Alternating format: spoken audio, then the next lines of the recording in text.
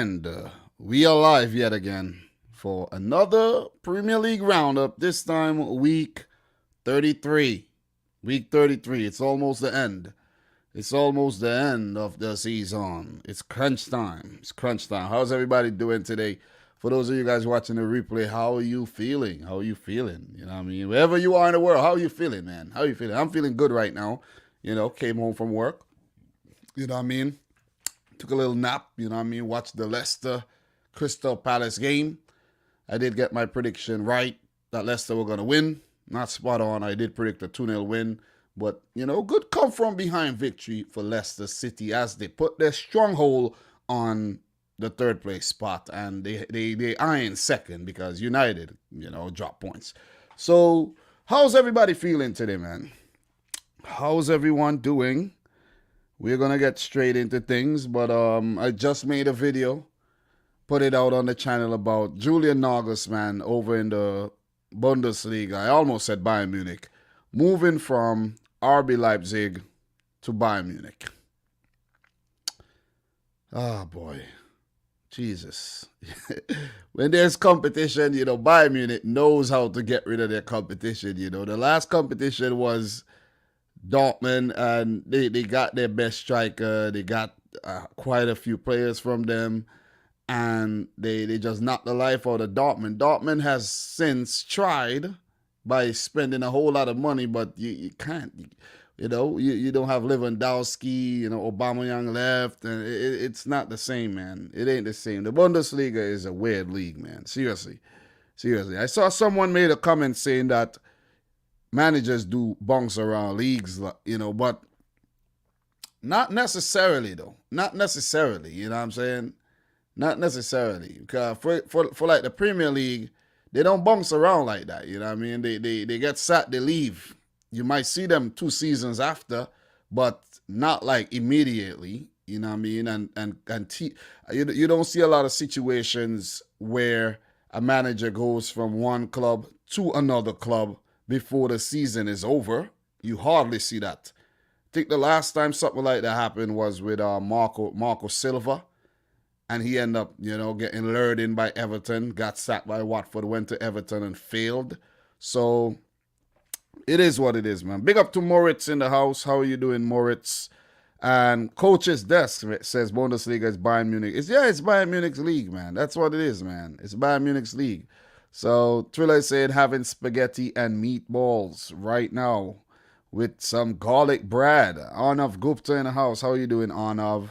How are you guys doing? So, guys, without further ado, we are going to get into today's video. But before we do, guys, don't forget you could check out cardsplug.com right there, /Dominic Rich FC. Use the coupon code Dominic Rich FC to get yourself 15% off all your orders. It makes for a great gift for a friend or even for yourselves.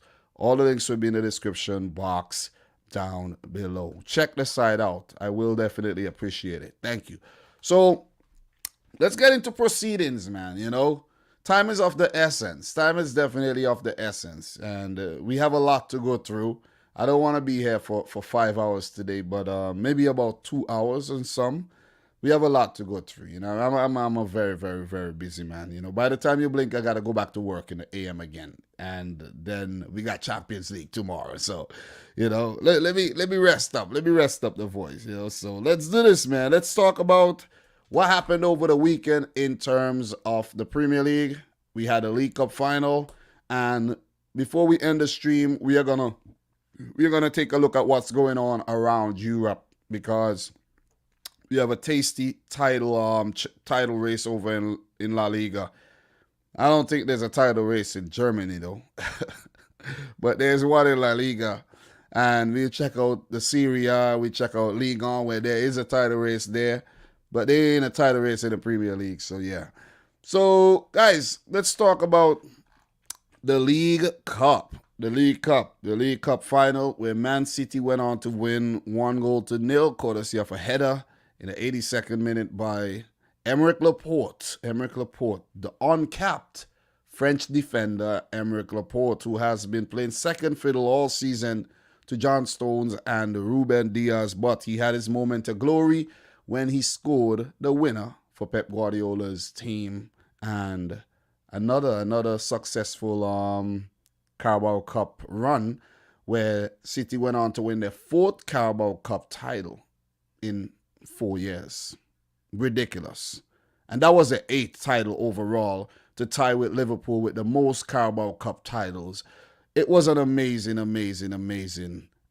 achievement because Pep Guardiola have only lost one tie since he started, managing in the Premier League. One Carabao Cup tie. So it's just been amazing, man. The trophy is City's, and I'm a City fan, so I could say the trophy is our trophy. It is our trophy. And it doesn't matter how much people want to discredit the trophy and call it a bug cup or Mickey Mouse cup or whatever. I'll gladly take that trophy over not having a trophy. People are so petty that they go as far as to say they rather have nothing than have the League Cup, which is just a lie. You don't have to lie blatantly like that. It's a lie. You see what I'm saying? It is a lie. You see, Gervais, big up to Gervais O'Hara in the house, but Gervais, bro, it is a lie, bro. With that being said, Gervais, I hope Leicester wins the FA Cup and you get nothing this season. We'll see how you feel about that. Let's see how you feel if you go empty-handed this season, man. Yeah, dead joke, Gervais. Dead joke. The joke doesn't make any sense anymore. Dead joke, man. Dead joke. You got to come up with a better joke than that, bro. You definitely got to come up with a better joke. If you're watching a replay, make sure you smash the thumbs up button. Guys, make sure you like the video one time. So, look, I already took the time and I went in and I talked about the Carabao Cup. I made a whole video on that. So, I'm not going to go crazy right about now talking about the Carabao Cup. We know Man City went on to win it, and it's a good trophy to win, in my opinion. We dominated the game and we deserve the title. We deserve it.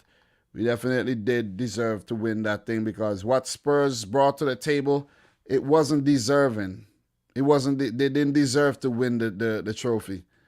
You see what I'm saying? It was a good achievement to get to the final and all, but you don't deserve to win it. You see what I mean? And if you're going to hire a 29-year-old manager and fire, you see what I'm saying? Your genius manager, a week before the final, you definitely deserve to lose because it's a dumb decision. It is a dumb decision. It is stupid. You see what I mean? And Tottenham deserves to go empty-handed once again this season. I had a feeling Mourinho would have won it. I have a feeling he would have done it. And this could be this is the first time since he started winning trophies that he went trophyless at a club. It's the Tottenham Hotspur curse. You see what I mean? Look at Pochettino. Look at how long he was at Spurs. Then he went to PSG and won a trophy in days. And he could go on to win a Champions League too. That's a sign that a lot of players need to follow Kyle Walker and Kyle Walker-Peters out of freaking Tottenham because it doesn't seem like a nice club to play for. No disrespect to the Tottenham fans at all, but it ain't, you know what I mean? And I know the Arsenal fans must have loved that result and they were cheering hard for City. Arsenal fans probably went out and bought City jerseys just to cheer for City and to pray that Tottenham Hotspur don't win a goddamn thing this season. So it's a good feeling and it's a good accomplishment. So Man City are the champions of this season's Carabao Cup. They got knocked out of the FA Cup. They are the champions-elect of the league, still in the Champions League to play PSG on Wednesday and next Tuesday. And it could be a glorious season for the citizens and their fans. So congratulations once again to Manchester City. And, hard luck to Spurs. Hope you guys go trophyless again next season. I'm only joking. You know what I mean? All the best to Spurs. So what we're going to do, guys, we're going to start talking about these games and we're going to get right into the action. And we're going to start from last Friday's match between Arsenal and Everton. Guys, I don't remember every single detail that happened in every single game. So if you guys have anything you want to touch on that could jog my memory, please do so because, you watch 10 games over the weekend and you have other things to think about and other things to do. you don't remember every single detail. You see what I mean? You don't. I remember the goals that I saw, of course, but I'm not gonna remember every single detail and every disallowed goal or every VAR blunder and all of that. We know there was some VAR, mess ups, some screw ups over the weekend. Every weekend that happens, but there were also some good VAR decisions that we have to, acknowledge. So yeah, so big up to Joker, who says, Sup Dom, how's it going? It's going fine, man. Just started a live stream, just getting things started, just warming up a bit. And we have 8 games to go through here. We got to talk a bit about the other leagues, and we will have a nice little time here. So, Arsenal versus Everton. So, oh my God. My prediction for that one, 2-1 to Everton. 2-1 to Everton. They went on to win the game 1-0. Last time I checked, 1-0. So let me just pull this thing up right now. Everton 1, Arsenal 0. And this was courtesy of an own goal by Bert Leno. And you can't be conceding these goals. You really can't be conceding goals like this. 76th minute, it was poised 0-0. And there was a breakaway by Everton. Richarlison got in behind, got his shot off, and it went straight through the legs of Bert Leno. You see what I mean? The shot wasn't on target, so he hit Bert Leno on his right leg and went into the back of the net. Come on, Bert Leno. Maybe you a Bundesliga import, so maybe you know what I mean. Not all the Bundesliga imports are this bad, but still, you know. You could do better than that, man. You could do better. You could do much better than that, Bert Leno. I rate you, Bert Leno. I really rate you. I rate you. And, the Arsenal fans must be irate that you let that in. But I knew Arsenal weren't going to win this game. I think they fought valiantly without both Aubameyang and Lacazette. And they did threaten on a few occasions, but couldn't get the ball in the back of the net. And eventually it was Everton who scored. And they also played well. They also played some good football. It was a good game. It was a level game. I have to give Arsenal some plaudits for that. It was a level game. But they just couldn't score. And then Everton did. You see what I mean? So it's just the story of Arsenal's season. It's just been a horrible season. This is the most losses Arsenal have picked up in a Premier League season. Arsenal are 10th. 13 losses. Arsenal has 13 losses and 13 wins, which is simply ridiculous. 1 win in their last 5. This is a football club crying out. They're crying out. The football club is weeping. Hence the reason why the fans are protesting. They want Stan Kroenke out. And I was doing a bit of research on Stan Kroenke today. The man has his hands full. He has his hands full. He owns way too many teams. He owns basketball teams. I think he owns a football team. Well, American football team, I think. And I was looking down the list of things he owned, man. Him and his wife. And it's like, just release Arsenal. That's why you see it in the news that the Spotify owner, the Swedish billionaire, want to come together with Thierry Henry and some other Bergkamp and some Arsenal legends to actually, you see what I'm saying? To actually acquire Arsenal Football Club, basically make the club great again. And I was looking at the timeline to when Stan Kroenke became like the full owner of Arsenal. And since then, Arsenal, they've probably won a few FA Cups, but haven't been, sniffing the league title. You see what I'm saying? It's just ridiculous. So we got Odegaard. Yeah, I'm surprised too. Thank you to Odegaard, man. Oh, man. We have Odegaard 21 dropping a 99-cent super chat. Wow. I got to give you a round of applause for that. Is this the real Odegaard? Is this the real Odegaard? And Odegaard dropped 199 again. Odegaard is saying, Dom, it's about time you show me some respect, you know. It's about time you show me some respect. But look, Odegaard, thank you very much. Do appreciate that. Do appreciate, you get things started in terms of super chats today. And if I don't get another super chat today, I could always remember that, Odegaard dropped me 299 super chat or 298. So big up to you, man. Appreciate that.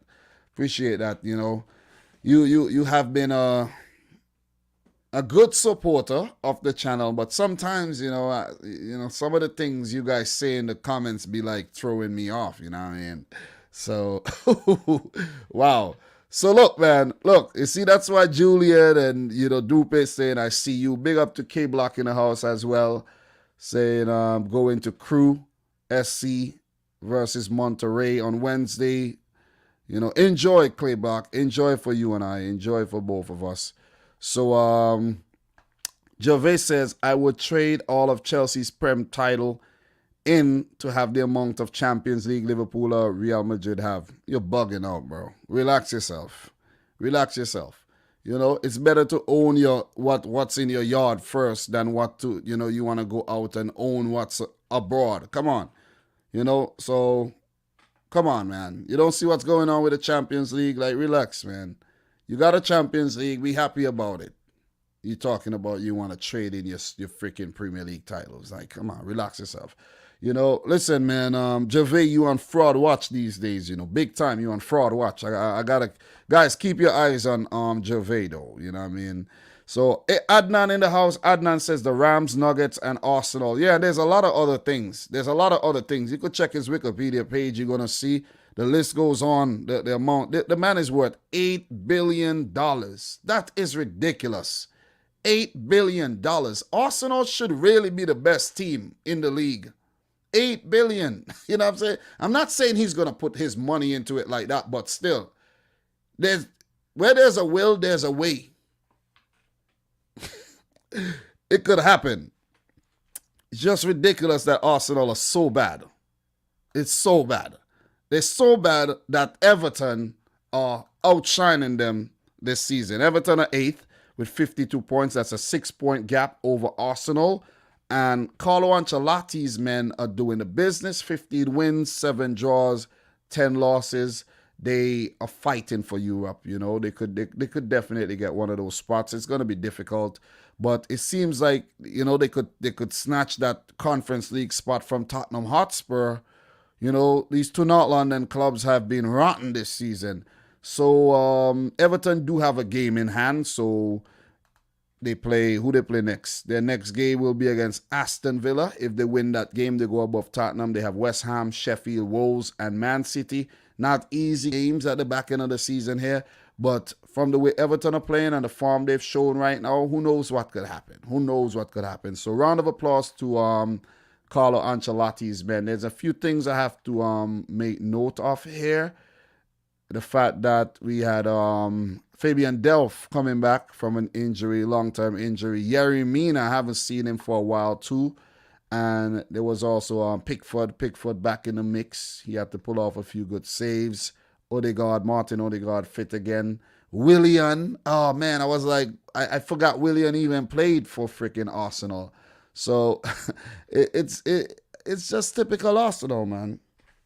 And it was the result that I expected. An Arsenal loss. Thriller, I got a question for you. Where do you think Arsenal would end up at the end of the season? What position? Let me know. Or anybody else, let me know in the chat. But, like the signing of Thomas Partey haven't really paid off. Granit Xhaka, he's playing left back.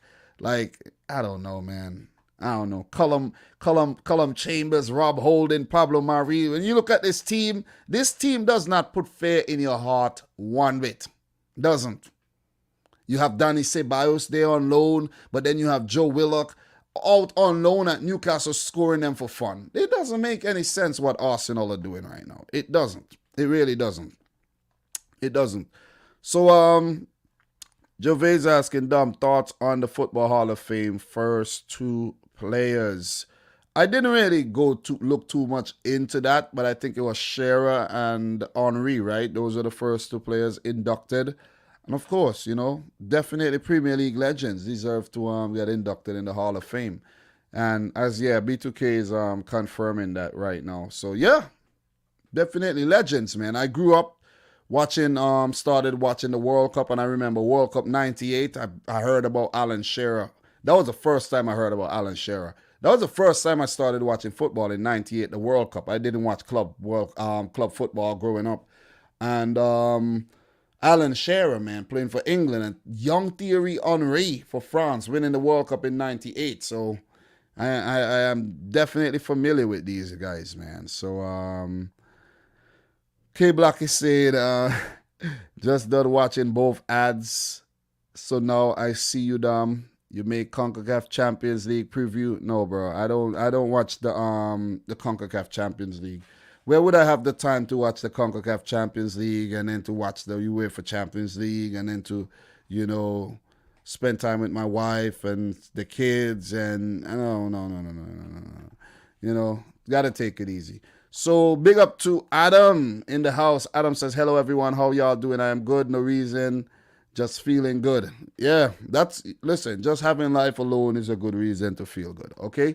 So look, Arsenal gotta get their act together or else they're gonna place outside the top 10. Their next game will be against Villarreal, where they have to win. It would be crazy if they go on to win the Europa League, but I don't think they're getting past Unai Emery and Villarreal at all. That just looks like a mismatch there right now. They could prove me wrong, though, but still. Then they have the resurgent Newcastle to play this weekend. Oh, man, that could be and Arsenal could cop another L there. West Brom fighting for their lives. Chelsea, Crystal Palace, Brighton. Who knows, man? Who knows how the season will end for Arsenal? But we could all conclude that it has not been a good season and it just might not end well. It just might not. So that's it for that one. Congrats to Carlo and his boys. They've been playing good football, this season. Good recruitment, bringing in James Rodriguez. Dominic Calvert-Lewin had his best season. Richarlison keeps shining. And you have guys like Allen playing well. And the list goes on. Godfrey and Holgate looks good at the back. So we could go on and on about these two teams, but we have to talk about the next game. And we're going to do this early. I used to leave these games for last, but we're going to do this early, man. We're going to do this early. Let's talk about, you know what? I'll leave it for later down in the stream. I'll leave those for later down in the stream. Sheffield United versus Brighton. I'll leave the Chelsea game and the West Ham and the Liverpool and the Newcastle for a little later. Let's run through these other ones here. Sheffield United versus Brighton Hove and Albion. I predicted a 2-0 win for Brighton. It ended up being a win for Sheffield United. And to be exact, a 1-0 win, courtesy of an early goal by David McGoldrick, who has been their best player all season. But the thing with Sheffield, guys, they have not scored enough goals. If you check the stats, Sheffield have only scored 18 goals all season. Fulham has 25. West Brom has 30. They are the lowest scoring teams in the league. Brighton have 33. They are the lowest score. Burnley has, a little less than Brighton and Wolves, but they're all struggling. The teams that are not scoring the goals are struggling. But yet people say that goals don't matter. A lot of people would argue with you for days and say that goals does not matter. So, Dane Richards, how are you, man? He says if Atalanta loses and Inter wins the Scudetto. Yeah, man, nice to see what Inter are doing over there. Guys, we will get to that towards the end of the stream. Make sure you like the video if you haven't yet done so. Zachary Leahy, how are you doing? Big up to everybody in the stream right now. And yeah. So Sheffield, they just have not scored enough. But they managed to pick up their first win under interim manager Paul Heckingbottom, who might just end on to be, the full head coach of Sheffield United next season. And they will go down in the championship. Norwich have came up, and also Watford are back. So two teams that got demoted or relegated last season are back in the Premier League next season. It's, just a matter of who will join them. Right now, I think there's Bournemouth, Barnsley, Brentford, all these teams are in the mix. Let me just look at the championship table really quick. We have to talk about the championship too. So you know what? We will touch on the championship a little later. But yeah, Swansea and Barnsley are in the mix as well. So those four teams, Reading are not in it because Reading had 69 points. And yeah, the top six is sealed already. And the places, it's just who will play who in the playoff. So one of Bournemouth, Brentford, Swansea, or Barnsley will be coming up to the Premier League along with Watford and Norwich, as Sheffield United is relegated. Right now, there's West Brom and Fulham in the relegation spots. They're looking like they are going down too because there's a 7-point gap between Brighton and Fulham. So we will get to these games, but it seems as if the relegation battle is over and the teams above 18th are safe. 7 points with 5 games, that's a lot of points. It's hard to see Fulham catching Brighton. It's hard to see West Brom catching Brighton. It's really, really hard to see that happening. And it's hard to see, it's hard to actually predict Brighton not to pick up a single point in their next 5 games. But that was a good win over Brighton by Sheffield United. And of course, you guys know, Brighton, they had a lot of chances, but were unable to put them away. And Sheffield, they had that one chance where Brighton were just, they just switched off in defense and Goljic just turned and blasted in the back of the net and ended up being a win for Sheffield. Still, Ryan Brewster have not scored a goal this season. So when I said Brighton dominated, they dominated. 17 shots at goal, 4 on target, 69% of the ball. They passed the ball very well, even getting 86% pass accuracy. Compared to Sheffield United, 7 shots, 3 on target, 31% of the ball, 295 passes with a 67% pass accuracy. I just don't understand how Brighton couldn't score. Neil Maupay, point blank range, put the ball over. There were chances after chances after chances, and none just couldn't find the back of the net. And but it's a little too late for Sheffield though. It's a little too late to be on the resurgent. But they could be a spoil sport for a lot of these teams trying to maybe get top 4 or top 6 or that Conference League, or even just finish off their season strongly. So good win for Sheffield United nevertheless. What are you guys saying in the chat right about now? So Adam is saying Sheffield are playing for dignity, and you got that right. So One Voice, Man City 7 says, Dom, did you get an apology letter from Man City? An apology letter? What are you talking about? The Super League thing? They apologize, They apologize. And we're going to move on. You know what I mean? I'm not going to stay on that. I'm not like, what am I supposed to do? Say, City group out, Sheikh Mansour out. That's what I'm supposed to say? No, come on.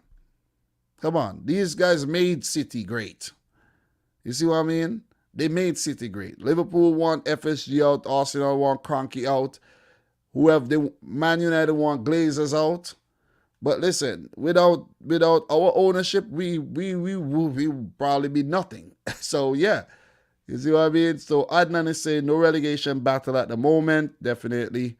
And Dane Richard, Sheffield with the late title charge.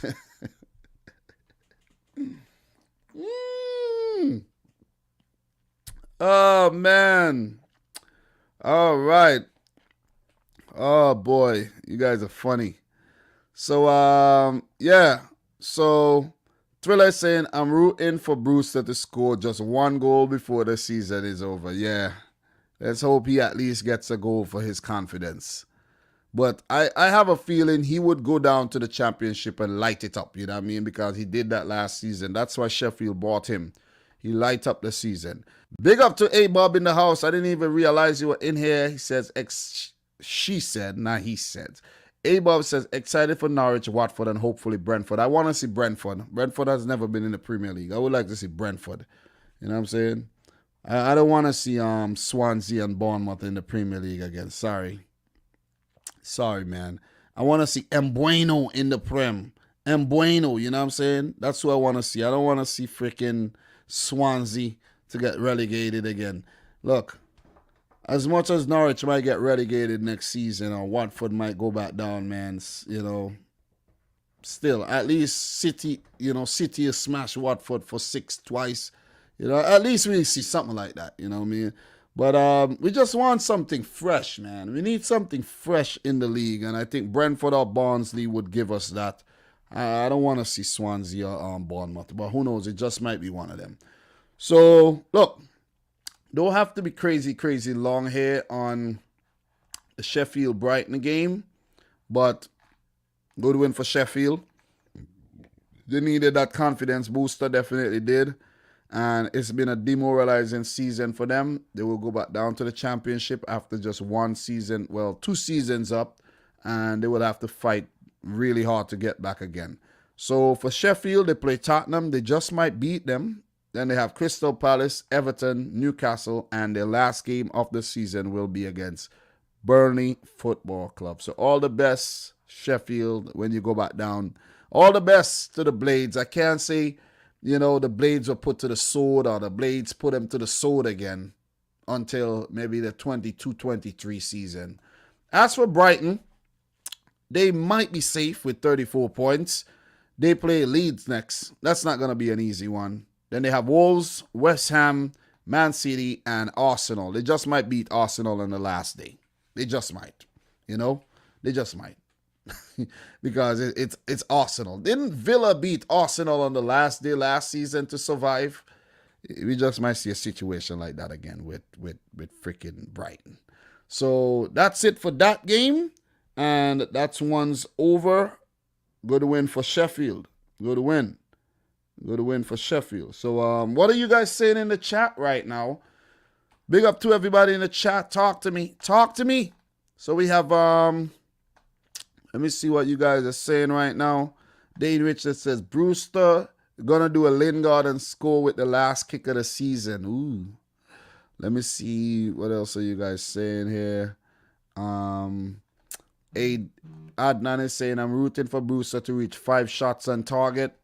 Yeah, he has been terrible. He has been terrible. So Ricky Swift is saying I'm not fully FSG out. Yeah, people need to chill out though. They're losing their minds here. But the Kroenke thing, I think Kroenke should be out. I'm not an Arsenal fan, but from what I saw, Kroenke should leave.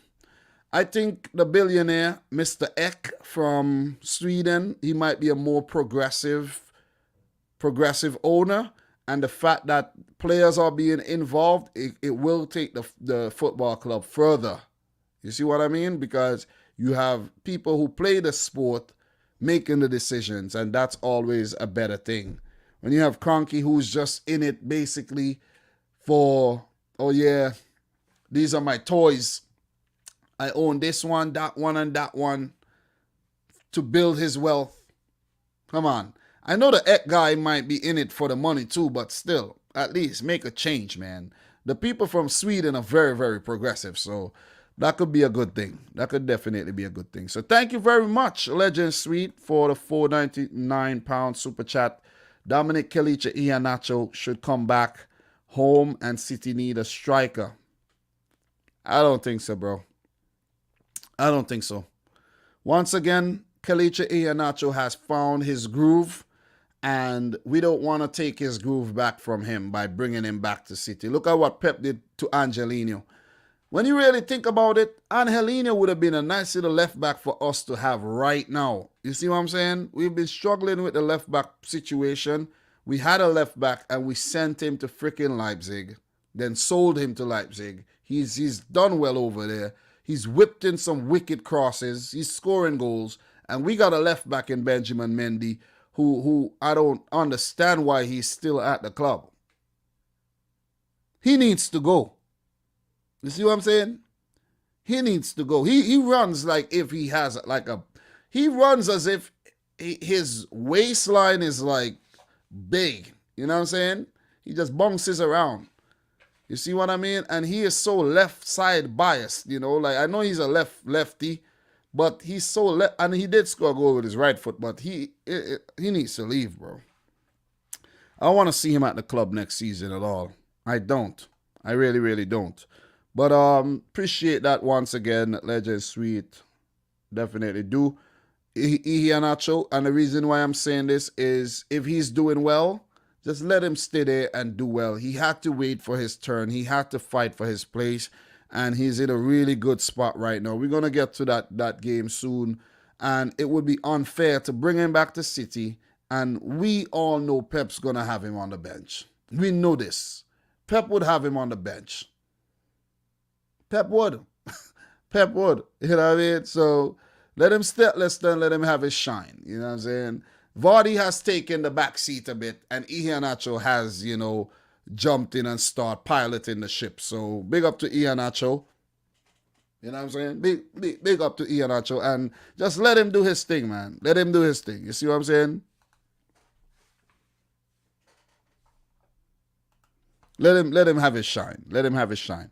So Rogelio, how are you doing, Rogelio? Nice to see you back in here. Appreciate that. Nice to see you back. So we have, let me see, I saw a comment here. Thriller is saying, Kroenke has no connection to the fans. We're strictly a financial investment. Yep, that's what I'm saying. That is what I'm saying. So we have Legend Sweet is saying Kelechi should come home. I know it's a sentimental thing, but sometimes you can't be sentimental, man. We were sentimental with Angelino, and look at what happened. What City needs to do, they need to go to Portugal and sign that left back from Sporting. His name is Nuno Mendes. That's what we need to do. Bring in Nuno Mendes. Look at what he was doing for Portugal on the last international break there. Bring him in. Bring him in. Remember that Ronaldo goal that went over the line? Who you think crossed that ball over to Ronaldo? Nuno Mendes. The goal wasn't given because there was no goal line technology in the game. Shame on UEFA once again. You know, UEFA talking about ways to make money and this, that. I know Seferin's salary gets paid every month and everything, but yet we can't have goal line technology in freaking World Cup qualifiers. It is ridiculous, you know what I mean?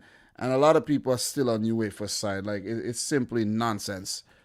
You know what I'm saying? It's just nonsense, man. So, look, Dane is saying Angelino is class. I learned the hard way. Yep, Leipzig, United. So, FSG out. Jexter, Dominic, your team has had a great season. Congrats. Thank you very much. Appreciate that. Adnan is saying Mendy isn't a serious footballer. Mendy is a joke. Definitely a joke, man. Definitely a joke. So what else we have here? What else we have here in terms of comments here? So we have Thriller saying, Dom, were you just holding a Glock? You saying I'm sending shots? I'm sending shots at people. I'm sending shots. So Dupe saying he's just on form. Let's not get carried away. He's been doing well. He's been doing well, man. And One Voice is saying Mendy is a hip hop artist without no music. Without no music put out, in my opinion, knows nothing about football. A-Bob, Glazers out, Kroenke out. Yeah, man. Yeah. And when you think about it, though, all the owners are really in it for investments. You know, we just learned that. We just learned that. When we thought some owners were in it for sporting reasons, they weren't. They were in it for freaking revenue, for investments to 10x their investment. That's why those 6 teams went into the Super League. It's all about money. It's all about money. It's all about money. And believe it or not, even the YouTubers who kept talking about it only did it because it's about money. Trust me when I tell you that, guys. They only did it because they could milk the whole situation to make money and to get views. Views equal money. I'm calling them out. It's a fact. It is a fact. It is a fact. So Everything is all about money, man. So you gotta have some type of principle. And that's why I'm trying to have a little principle, you know what I mean? I come back. I don't make a lot of money on here, but I keep coming back, you know? So I am appreciative of whatever little money I make. So thank you very much to everybody who super chat, to watch the ads and things like that. But you gotta have some dignity with it. I know it's a business for some, but still. Have a freaking, you know, have some dignity. So look, what we're gonna do, we're gonna move right on to the next game where we have Wolves versus Burnley. I predicted a 1-1 draw. So I did not predict Burnley to lose, but Burnley went on to pick up their biggest away win. I think this is their biggest away win in the Premier League era, which is simply ridiculous. Like, who would have predicted Burnley to beat Wolves 4-0? I don't think anybody would have predicted that. I don't think anybody got that right. If anybody did predictions, you know, to win money or anything, they did not get that one right, because that one was not one that we expected. Burnley 4, Wolves 0. Unbelievable. Simply believable. So Christopher Wood from New Zealand, the island of New Zealand, scored a hat-trick. His first hat-trick in about 7 years. And that must have been when he played for Burnley in the championship or something. The man banged in a first half hat-trick. And I think it's the first player to score a first half hat-trick in a long time too. The man was simply on fire. They were not playing any games here against Wolves. They weren't. So you got to give it to Burnley, man. I did predict them to draw. So at least, you know, I feel kind of good that I didn't say, oh yeah, they're going to lose. Wolves have not been at their best this season. You know, we know with the whole Raul Jimenez situation, injuries, some suspect signings and all. And they were mauled. They were battered by Burnley. And we don't say that very often. Definitely don't. So we had some good goals in this game. Very good goals. Chris Wood in the 15th minute, set up by Matthew Lowton. Then we had Wood in the 21st minute, set up by Dwight McNeil. And then set up by Dwight McNeil again in the 44th. So Chris Wood now has 10 goals this season. This is amazing. And when you think about it, though, Chris Wood deserves a lot more credit, you know what I mean? He deserves some credit because he is very clinical in front of goal. He got very good hold-up play, and he is technically sound. I'm not saying he has a whole lot of pace and he's going to dribble around a lot of people, but the man is New Zealand's finest. He is New Zealand's finest, and who knows what he would have done at a bigger club? Who knows? You know what I'm saying? I'm just saying. Who knows, man? Think about it, guys. I know I might sound a bit ridiculous right now, but still, Chris Wood have scored some big goals in the Premier League. Which team would be good for Chris Wood? Like, if he has to get like an upgrade, which team could he go to? He might, I don't know. But he got to go to a team where he's going to start, though. So I guess Burnley is the best team for him.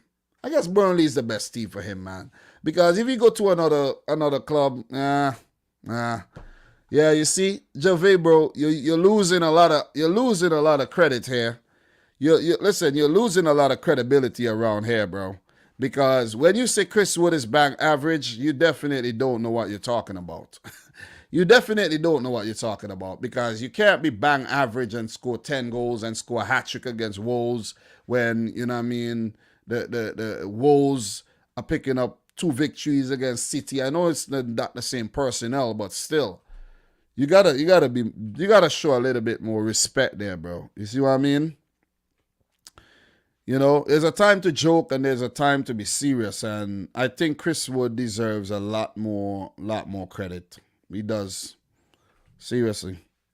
He deserves a lot more credit for what he does, and he does not deserve the disrespect. He doesn't. Gervais, bro, you're really suspect the last couple of days, bro. I don't know if it's you're sus or you're just salty or something. I don't know what it is. I really don't know what it is, though. But yeah, I really don't. Well, Gervais, where are you from? Where are you from, though? Where are you from? I can't remember. Where are you from? You're a Chelsea fan. Are you Jamaican? O'Hara sounds like an Irish name, but you might be an Irish Jamaican, you know. But you're kind of suspect these days, bro. I must say that. I definitely have to put it out there that you're very sus. You're very sus. So Nuno's men go empty-handed against Burnley. I actually thought they would have gotten a point, but they got nothing. So you got to give it to Sean Dyche and his boys here. And I was actually putting Burnley in the relegation scrap during the preview, but Burnley have now separated themselves and they go up to 36 points. They only need a few more to, for sure, secure safety. And it's been another solid season. 9 wins, 9 draws, 15 losses. It's solid. It is solid. It's a Burnley type season. They go up to 14th. You don't expect much more from Burnley, you know what I mean? I did predict them to survive, barely survive, and they're doing just so. Wolves, on the other hand, as I said, their season has been heavily disrupted by injuries and, with the sale of Jota as well. Now we could look back and say, if they had Jota when Jimenez got injured, it would have been a different thing. But you can't really say that because it's hindsight and, using hindsight could be a bit unfair at times. So they did bring in strikers and they haven't been doing nothing. So, yeah. So they got themselves to blame here. But, good stuff for Burnley. Wolves are 12th with 41 points. They have secured safety, but they might end the season on a lull. And let's see how that goes. So Wolves, their next game will be against West Brom, Black Country Derby, where they got battered in the last Black Country Derby there, Sam Allardyce. I think that was his first win in charge of West Brom. And with Sam Allardyce needing 15 points in 5 games, he had to win everything. Then they got Brighton, Tottenham, Everton, and Man United for the last few games of the season.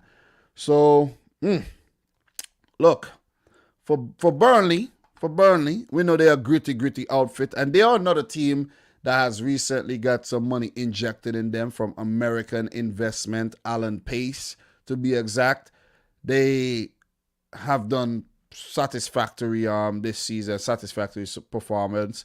They play West Brom next, the Battle of the Claret and Blues. Then they play Fulham, Leeds, Liverpool, who they beat this season, and Sheffield United. So they might end the season very strongly. They might. They just might. And that's not shots fired at all. No shots fired.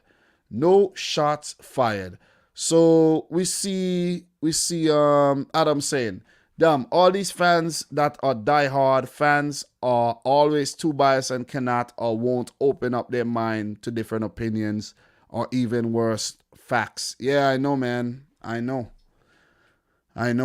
One voice, Man City 7th, saying Werner scored 30 goals because he was in a Farmers League. Same will happen if Haaland ever leave. Well, let's see. I would love that, man. I would love that. So, Prime Prodigy saying, why I feel like this channel's subscribers consist mostly of Jamaicans. That's not true. There's a lot of Jamaicans here. I checked the analytics. A lot of Jamaicans do watch the channel. But most of the people here are not Jamaicans. I'm not Jamaican. Thriller, Adam, Dupe, B2K, they're not Jamaican. A-Bob ain't Jamaican. Like, come on. Matthew Walcott. Big up to Matthew Walcott coming in from Barbados. He ain't Jamaican. The last time I checked, Barbados ain't in Jamaica. It could fit in Jamaica multiple times, but it ain't Jamaica. So Matthew says, blessed good evening, fam. Now getting from work, driving big rigs. Be safe. Be safe on those Bajan roads there. I don't know. Are you based in Barbados or are you from Barbados? What are you? Big up to Giovanni Leone. Haven't seen you in a while. Have you been hiding? Liverpool fans been hiding, though. Be hiding big time, man. So Prime Prodigy saying, the man them trying to cancel the boy Gervais. Yeah. Gervais, you got to watch yourself, bro. You got to watch yourself. So Adnan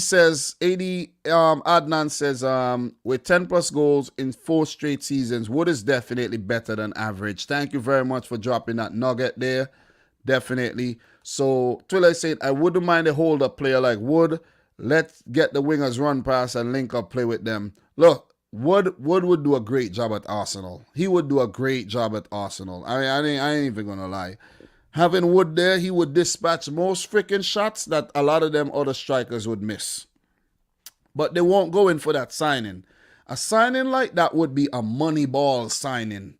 And Moneyball is you bring in players who, and if you didn't see the movie Moneyball, it's players who are not like marquee players, players who you don't expect to actually your team to sign, but they sign them because they are the best in what they do in each department. And if you look at Chris Wood, you look at his stats, you say, wait, but Chris Wood has scored, let's say, 40 goals over the last 4 seasons. And then you look at another striker and you're like, okay, they're not scoring this many goals. How often do you see a hat-trick in the Premier League? I'm waiting for you. Not very often. Not very often. Not very often. So Gervais saying who would take Chris Wood? Maybe not you, but maybe someone out there with a brain might take Chris Wood. You see what? And I'm not saying you don't have a brain. I'm just saying someone who's smart would take Chris Wood. I'm not saying you're not smart. I'm just saying. Maybe not a Premier League club. Maybe another club could take him because he got some good stats. And the man scored a hat-trick. The man scored a hat-trick. When was the last time Gabriel Jesus scored a Premier League hat-trick? Jamie Vardy, all these guys. When was the last time they scored a hat-trick? I'm waiting. Hardly. Hat-tricks are a rarity in the Premier League. Rarity. So what else are you guys saying right here? Just taking some time to read comments. I want to give you guys that shine. And as I said, I go on a few channels and I leave comments. Bam. They don't read it. I don't want to be like that. So Martin is saying Dom is global. Look, Martin Kolev. What do you think his name is? Bulgaria. Martin Kolev, Bulgaria. You're coming in from Bulgaria right here. Palomo in here. And Fatso is saying Spain in the house. Palomo, Canada. And he's, he lived in Syria as well. We know Jordan Hyman is Jamaican. And Phil Jones says Yardman in other place. We have B2K coming in from St. Vincent and the Grenadines. You know what I'm saying? So Gervais saying I'm Russian and Jamaican, so Chelsea the only choice. You're Russian and Jamaican? Wow, that's a different type of mix, Keon Joseph in the house from Trinidad and Tobago. Oh man.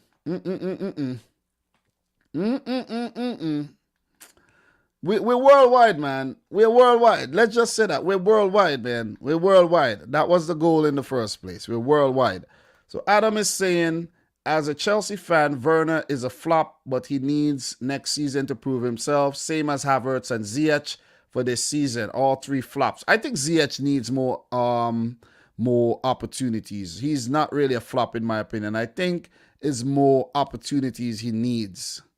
Ziyech had an okay season where he's been injured most of the time. And we have a super chat here again from Legend Sweet. Thank you very much, Legend Sweet. Legend Sweet says, Dominic, thoughts on Jack Grealish? I think Man City should sign him. 2 thumbs up.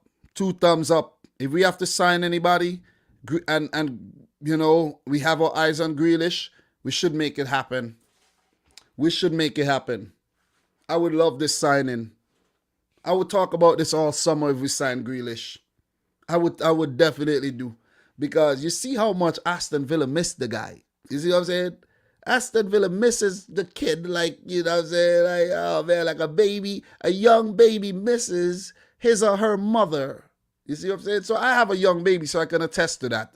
They don't miss their daddy like they miss their mom. But look, Grealish is a damn good player. And if City could bring him in to put him in the we just bringing him in to put him in rotation. Put him in rotation. That's it. He's going to get a lot of games. He still will get a lot of games. He'll start some would come off the bench. Bring him in. Bring him in. We look, listen.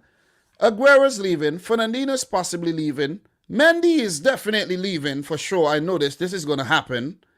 Mendy is going to leave. Look at what we do every season. We get rid of the little baggage players like Fabian Delph. He was decent for the most part and did a great job filling in at left back. Otamendi, gone. You see what I'm saying? And the legends are being phased out, which is, not a bad thing. We're moving them on so that they could finish off their career on a high. It's good to leave when you're on a high and not when you're on a lull. And there's space. There's slots available for guys like Jack Grealish, who is a boss, by the way. Very feisty player, gets fouled a lot. So we'll get a lot of free kicks. We'll get a lot of penalties. You see what I mean? So Thriller is also saying here, underrated players, but fit the system of play perfectly, backed by analytics. Yes, Moneyball, not murder ball. Murder ball is what Bielsa and Leeds do. Murder ball is a way of training that Bielsa implements, where in training you play 10 against 10 or 9 against 9, and you never stop. Even if the ball goes out, you never stop to take a break. Another ball gets thrown in and you never stop. And that's the reason why they play at such high intensities, and they would even play up to the level of top clubs like City and Manchester United, where they have picked up results against them, and Liverpool and Chelsea. You see what I'm saying? So that's murder ball. But money ball is what Thriller has just explained there. Underrated players, but fit the system of play perfectly, backed by analytics. Beautiful, beautiful. So what else we got here? What else we got here in terms of comments? Thank you very much, everybody. We have Crucial, the slime god in here. Tony Cruz in the house. Appreciate everybody who's in here, guys. Make sure you smash the thumbs up button for the live stream here. We're doing our thing. We're coming back weekly. Building our little nice community here. And, we'll even in the off season, we'll be doing live streams. You know what I'm saying? We'll come back and we'll do a thing. You know what I'm saying? So appreciate everybody in here. So we have Leicester, Fatso saying Leicester and Chelsea are getting top 4. No chance for Liverpool anymore. We're going to talk about that pretty soon. But let us move on. I was just talking about, Leeds United. But before I do move on, Chris Wood has become Burnley's Premier League top goal scorer as well. So big up to Chris Wood for, picking up that accolade as well. And I think he should go down as their player of the season. For sure.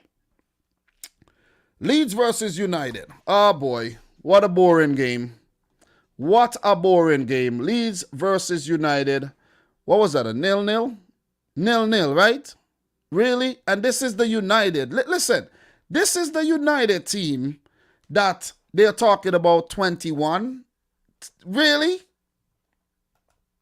Like United, and I kind of forgot to make a little video talking about how United are frauds, because if United kept winning games, they didn't lose the game, but if you keep winning, you would keep the pressure on Manchester City, because United would have gone up to 69 points, right, with that win.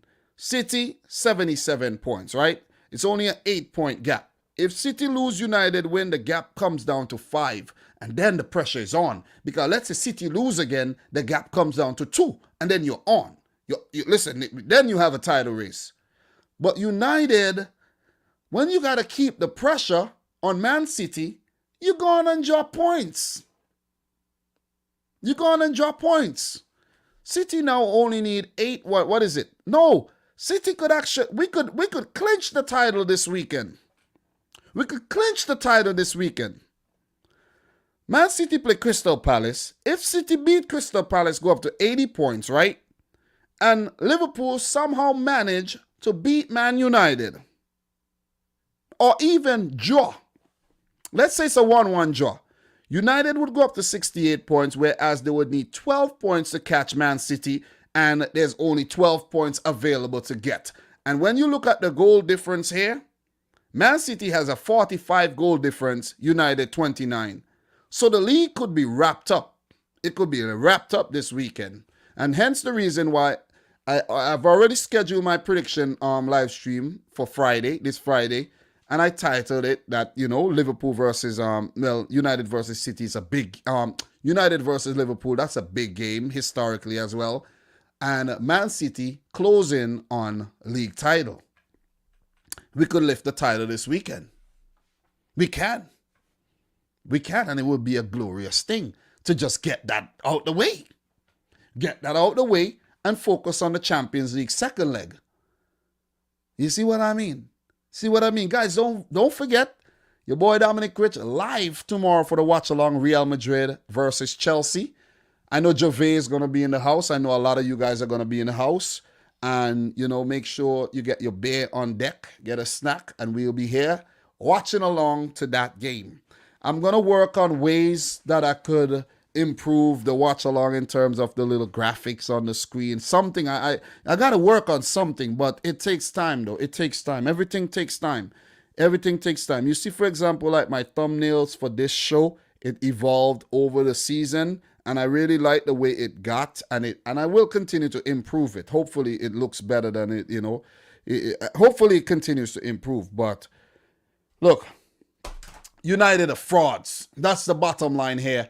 And I'm not even going to talk too much about what happened in the game. There was a few opportunities. Greenwood and Rashford and these guys had opportunities. Pogba came off the bench, did his thing. Bruno Fernandes went missing once again. He did get a good opportunity. But, I think there was a handball situation. I think that was Luke Shaw handed the ball and it wasn't given. I'm not even, listen, it's a distant memory. I don't even know exactly what happened in the match. 0-0, boring game. Well done to Leeds. That they're punching above their weight. Leeds are punching above their weight.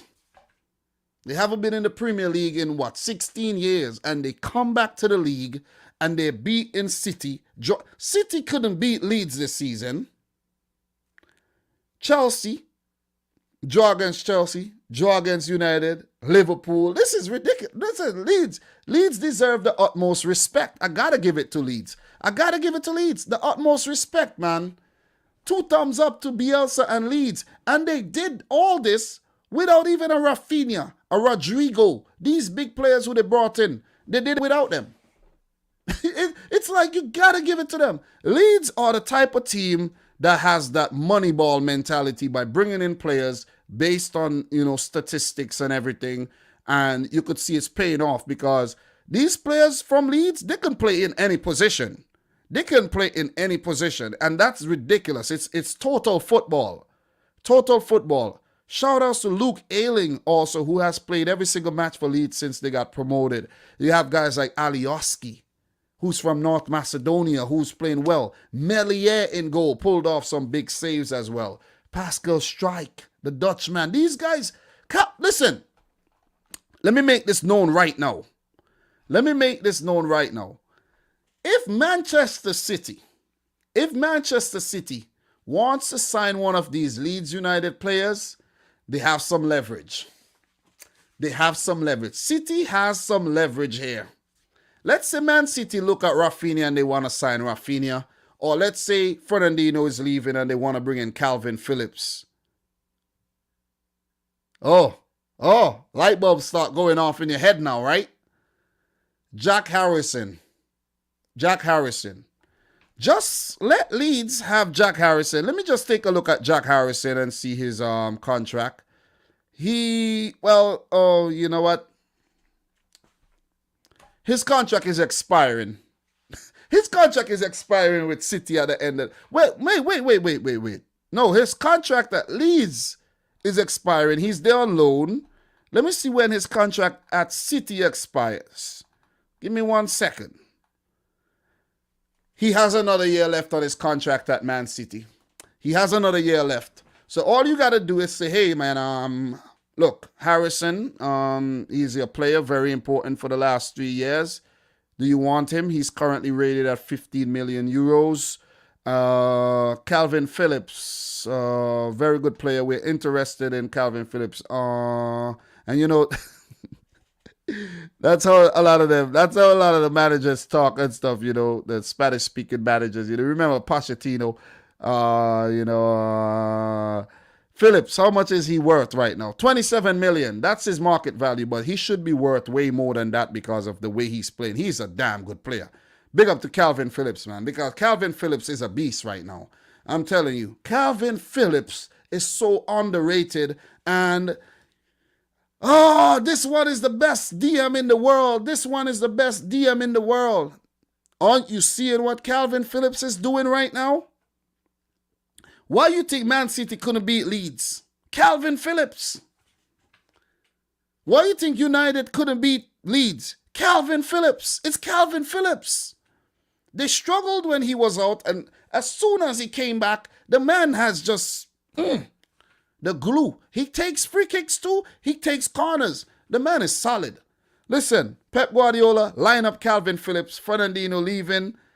I think he's leaving. Line up Calvin Phillips. Him and Rodri would go in rotation. Calvin Phillips. Harrison the other way. Calvin Phillips plus, Harrison plus a little cash. Bring in Calvin Phillips. Or Rafinha.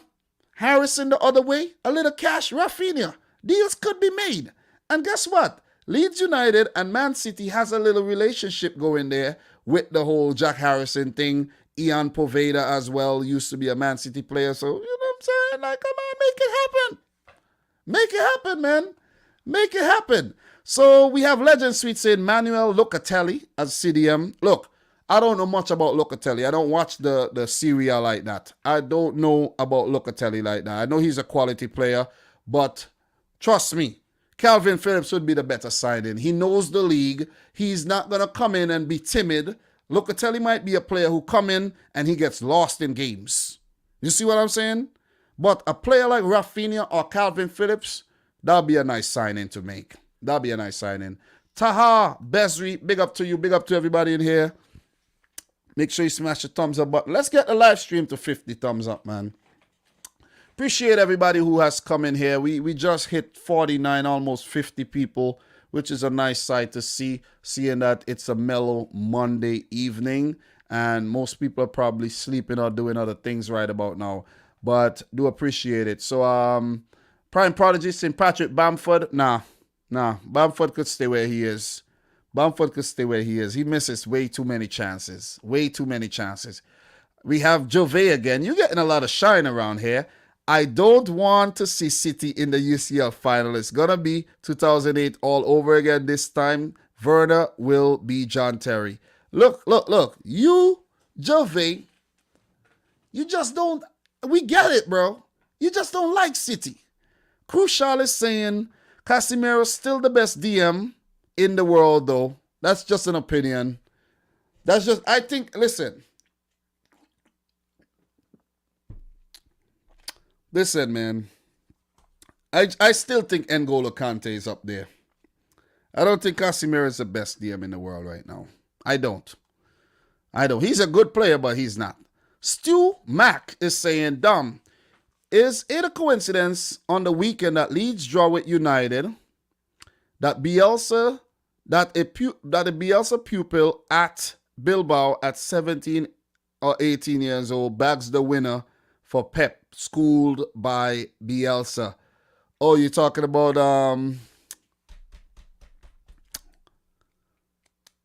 Laporte from Bilbao. You know what I'm saying? Laporte from Bilbao. So yeah, and City wanted to buy Laporte for some time too, and they finally got their man. So Laporte, I'm happy for him though. Laporte is a class player still, but it's just that you couldn't break up what Stones and Diaz were doing at the beginning of the season. Well, for most of the season there. So Prime Prodigy says Kante plays tennis then. I don't know how Casemiro can be.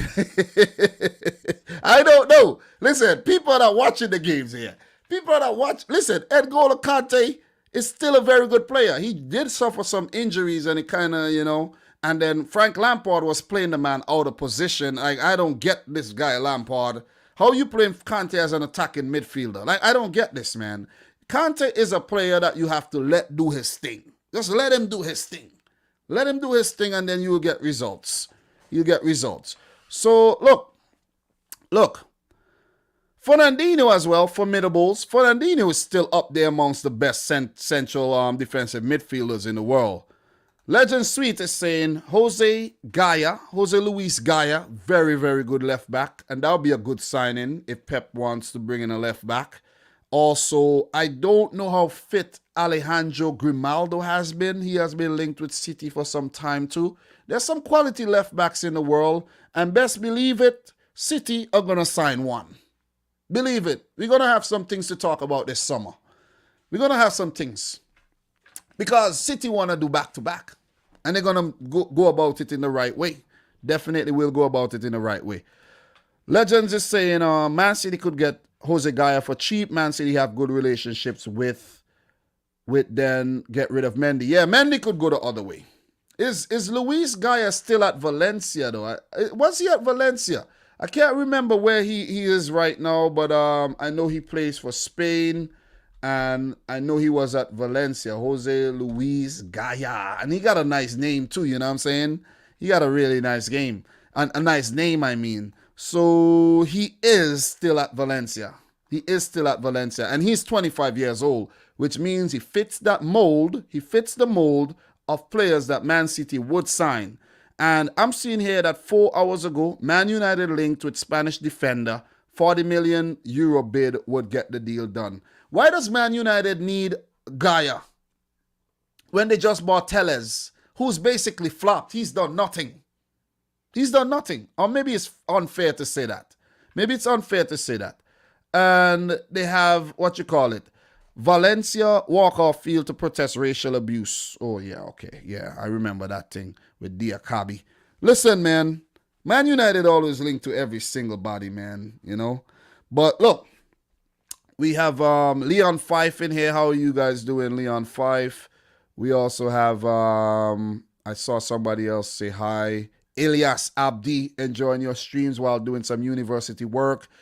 Keep up the good work, man. Yo, appreciate that. Appreciate that you could actually be listening to me babble on and talk and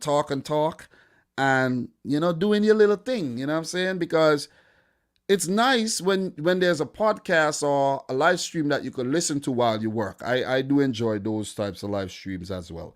So, look, Man United Leeds 0-0. We're still on Man United Leeds, and it was very, very relevant that I spoke about them being linked to everybody. And yeah, always linked to everybody. And I realize Liverpool are becoming like that too. Every minute I'm seeing on these Liverpool fan channels, link to this, link to that, link to this, link to that. You don't see that with Man City. You don't. You know what that means? That means teams are desperate. It's a sign of desperation. It's a sign of desperation. So look, since we ain't got nothing to really talk about the games, and we have already touched on a lot of things, United dominated possession with 56%. Leeds still had a lot, but they dominated. 16 shots, 4 on target for United, 6 shots, 3 on target for Leeds United. And it was a snooze fest for the most part. But it was the Roses derby, White Roses versus the Red Roses, and it ended in a stalemate. The only stalemate of the weekend, 0-0. Great job by Leeds United. If you see what Leeds United have done this season, they're 9th. They're above Arsenal. They got 47 points, unbeaten in their last 5 games. Round of applause to Leeds United, man. Amazing. And I have seen some Leeds fans on the channel as well over the past few weeks. So if there's any Leeds fans watching this, big up yourself. And United, though, they are second. They put their stronghold on the second place. And they put a gap between them on 5th and the 5th place West Ham.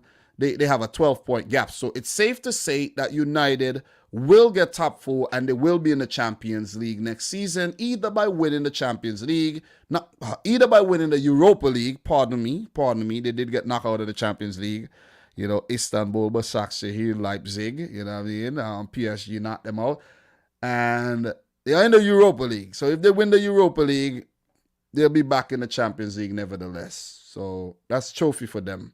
That is trophy that they could win. And look, Leeds United, as I mentioned, 9th, 47 points. Leeds United are still in contention to maybe get the Conference League. Or who knows, scrape in and get Europa League. You never know. You never, ever, ever know. So for Leeds, their next game will be against Brighton. Then they play Tottenham, Burnley, Southampton, and West Bromwich Albion.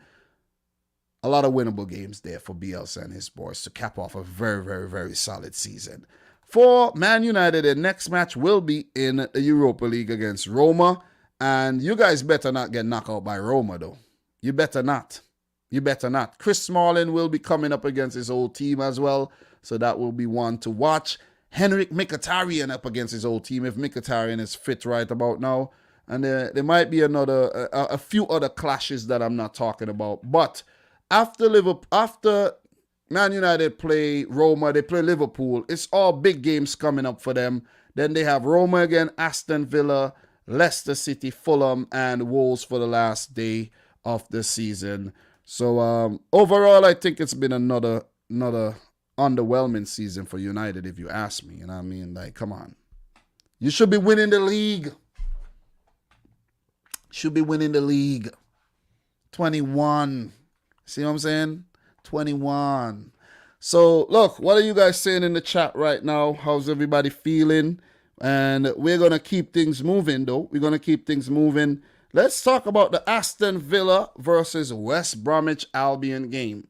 Let's get these games through so we could go and check out the other leagues as well, because I don't want to be here all day and then, you know, the energy levels are low. We want to keep the energy high. You see what I mean? We want to keep the energy up there. So, Aston Villa versus West Bromwich Albion. Oh, man, this is a game that I saw as well. As you know, I get to watch a piece of every single match, every single weekend, unless I forget what happens in some of the games, you know what I mean? Unless I forget the games they're playing, pardon me. But this was a very, very, very weird match where we saw Villa. I think Villa scored for, like, the thing is kind of acting up on my end here. The thing is definitely acting up here. So let me go back to... Like, it's not giving me the stats that I want. Like, who assists and the amount of goals the players have in the season. But, look, in this game, Anwar El Ghazi scored a penalty in the 9th minute. It was Semi Ajayi. That was a, you know, kind of weird decision he made to go in for the tackle. El Ghazi stepped up, put it in the back of the net, and it was 1-0 to Villa. And at that point, I'm like, I'm going to get my 2-1 prediction. Well, I actually predicted West Brom to win the game 2-1.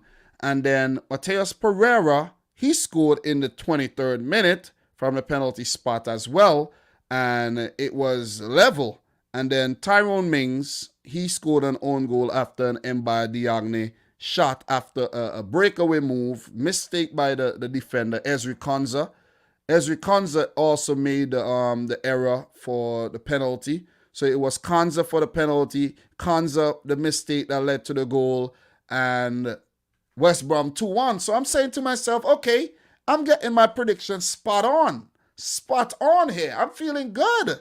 West Brom didn't start the game too well, but came back into the game, and they were really good in the second half. They could have scored more goals. They really could have, but didn't take their chances. Pereira hit the post. We had some big saves by Emi Martinez, and it was like...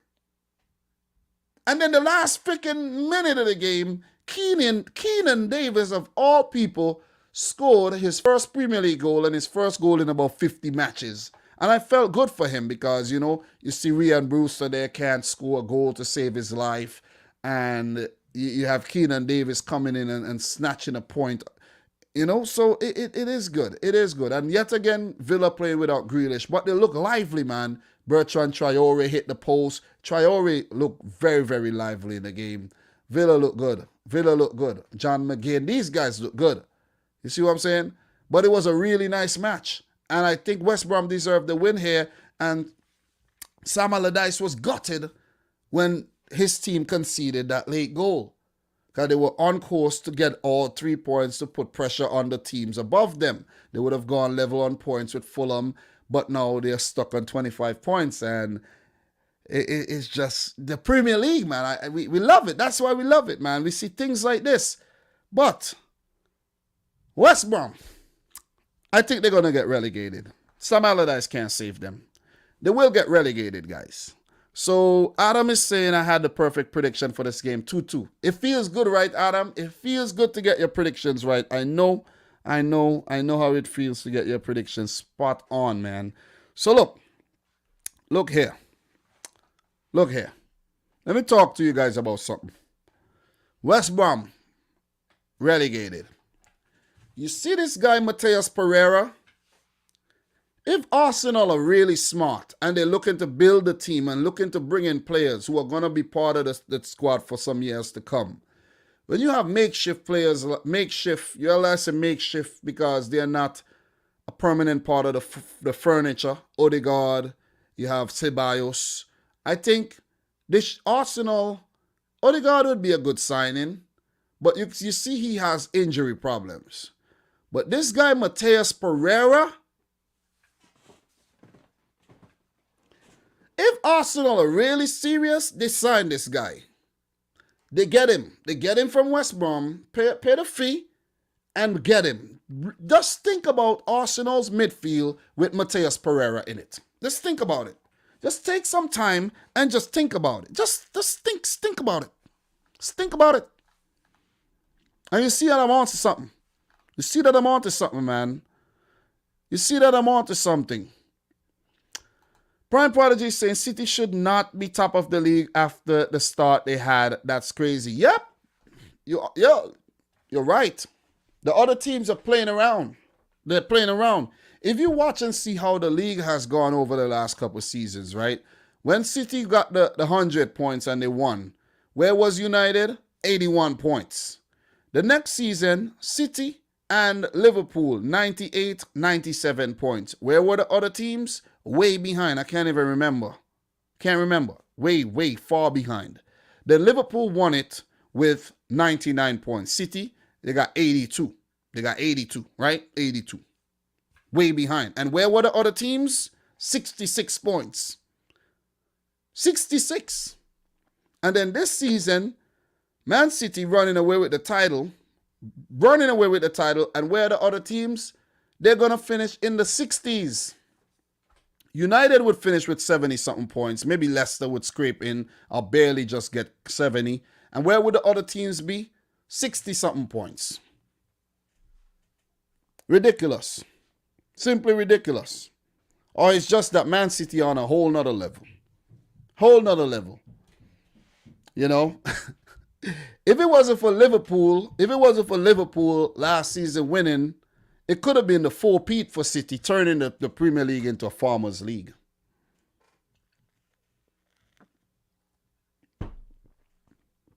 I'm just saying, man. I'm just talking facts here. A-Bob is saying people just use United for clout.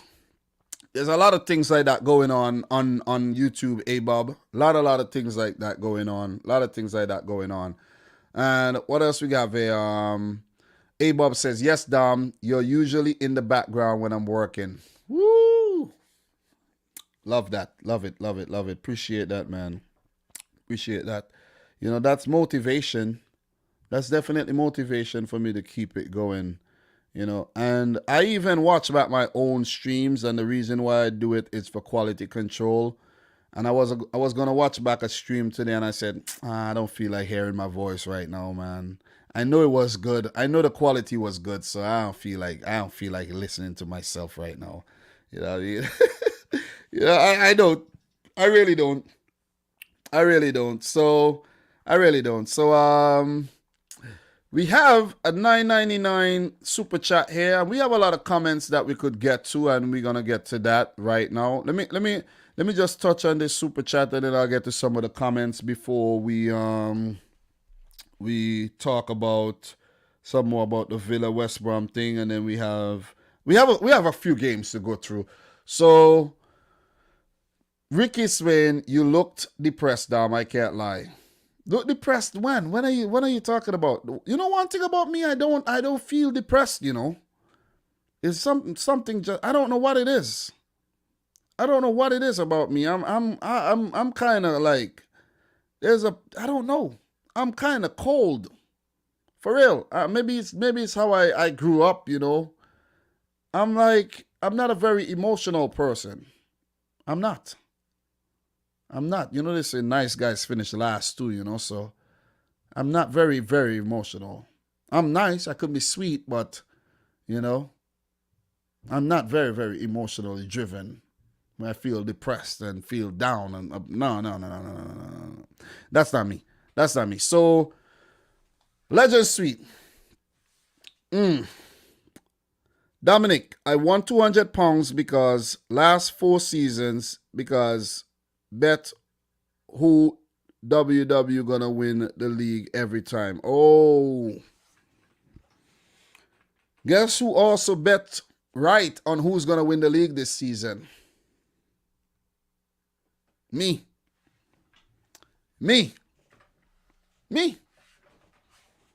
Go back. A lot of people are probably saying, ha, you don't know what you're talking about.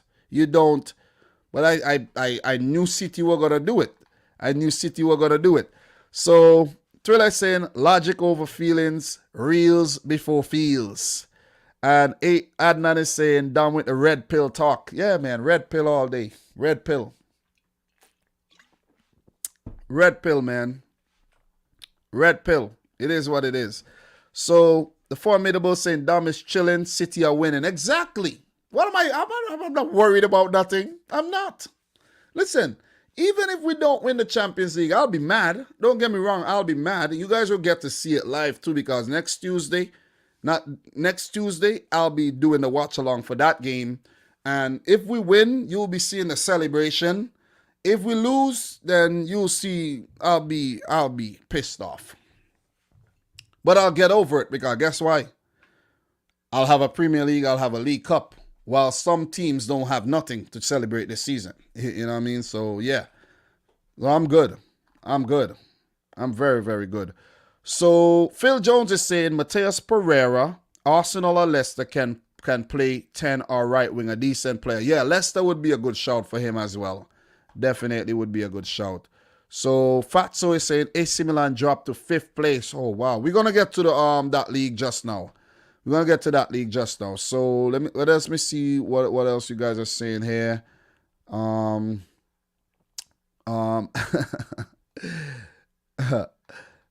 Just looking for comments here. So A-Bob is saying can't win the league if the owners don't invest in good players. McFred is awful. You're talking about McTominay and Fred? I didn't know there was such a thing as McFred. But these guys, you know, I think McTominay, I like McTominay, but Fred, you know, this guy could, I don't care about Fred. Since 2017, I felt like this. Since 2017, man, or 2018, one of them years when I went to St. Vincent and he chose to join, United over City. City were linked to him. Good that he didn't come. He has been a flop overall. Definitely a flop. So, let's move on, though. Thank you very much for the great comments, guys. Keep them coming. So, Ricky Swift is making a great point here that Jordan has chilled out loads recently. LOL. Yeah, he has. Typical Liverpool fan. Big up, how are you? He says, PSG is way too deep in UEFA's arse. Just because of that, I don't think City has a chance. That rhymes, right? The way I said it rhymes. But you never know, man. You never know. You know, sometimes, you know, you could just go and be brilliant on the day, and it doesn't matter how deep they are in UEFA's arse. You just give yourself a chance. You see what I'm saying? So, yeah. So, look. Aston Villa, West Brom. That was a good game. That was a really, really entertaining one. And are you not entertained? Were you not entertained? Because I was. And you could see the anguish on Sam Allardyce's face. He spat out his gum and everything. And you know he liked his gum. And he spit that out. Because that didn't mean a thing to him anymore. Because they dropped the freaking points. And with that, they're on 25 points. Which means that in order to survive, West Bromwich Albion will need to win every single one of their remaining matches. 5 remaining games. They would need to beat Wolves, Arsenal, Liverpool, West Ham, and Leeds. If they do it, they could pull off the great escape. It is quite possible, but I don't think it's going to happen.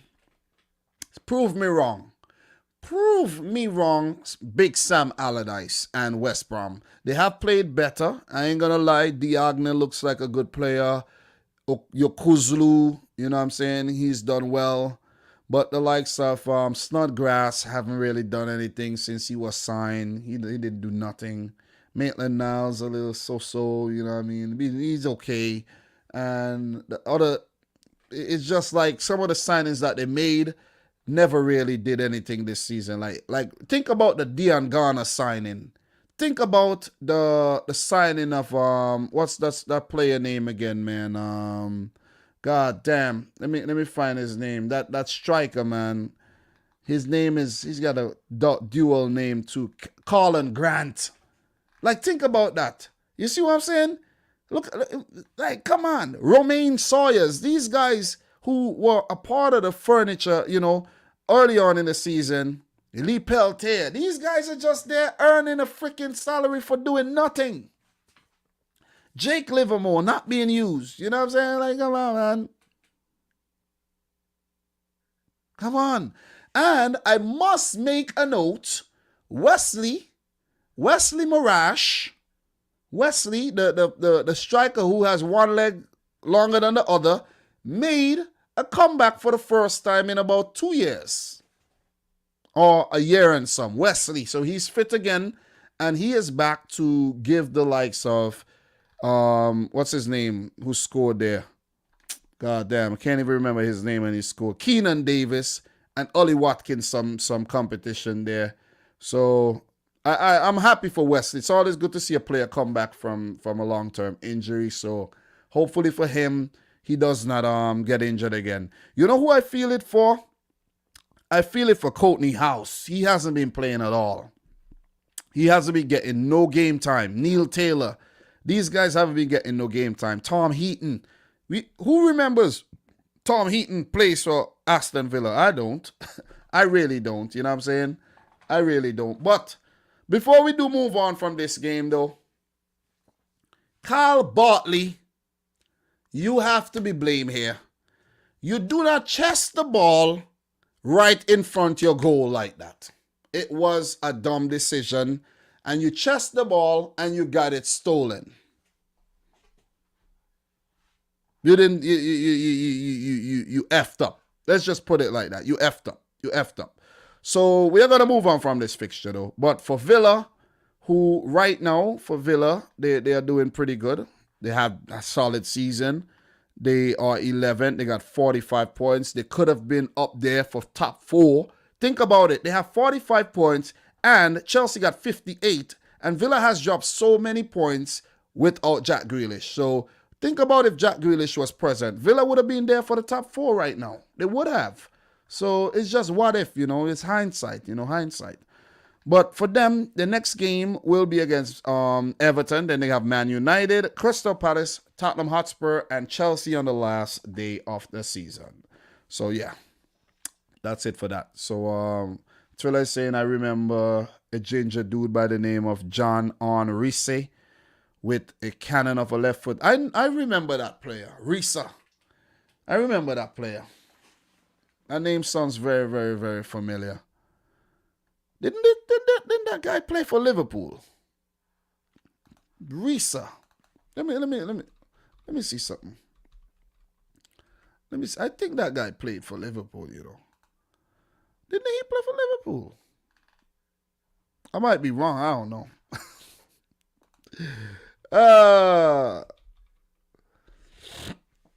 Oh boy. Yeah, he did.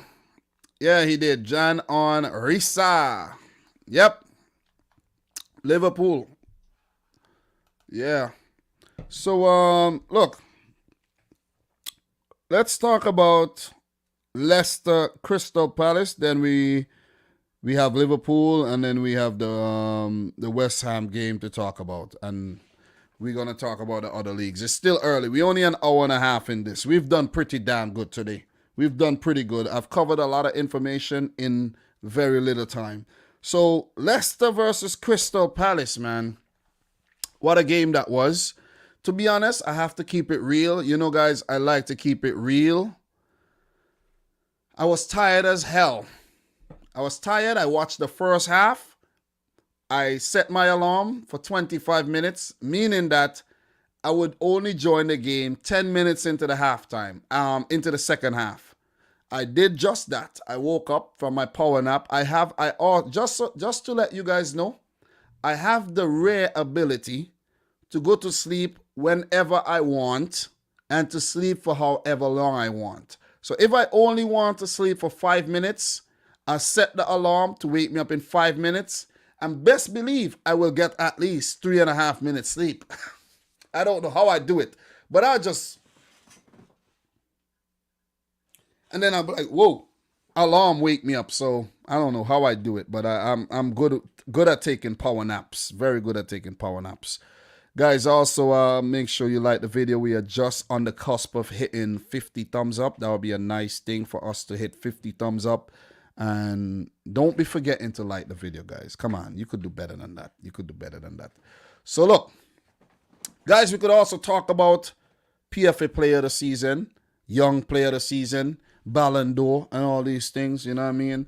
And what we're going to do this weekend on Friday, when I do the preview, guys, we're going to do a Combine 11. We're going to bring up the squad builder, and we're going to do a Liverpool, Man United, Combine 11. That's going to be a fun segment. What do you say about that? That one's a good one, right? That'll be a good one. That would be a good one. So, Leicester Crystal Palace, where the second half, as I was saying, I fell asleep in the second half there, but I woke up towards the end, and I woke up to see that Iheanacho goal, man. So, Adnan, I keep calling Adnan AD. Big up to AD as well. I saw you in here. Adnan saying, Wesley reminds me of Haller. Definitely. So, smash the thumbs up button, guys. We need one more. And let me see here. Jordan Henderson back when he wasn't rated. Now he is overrated. Anyone can look good in a team of superstars.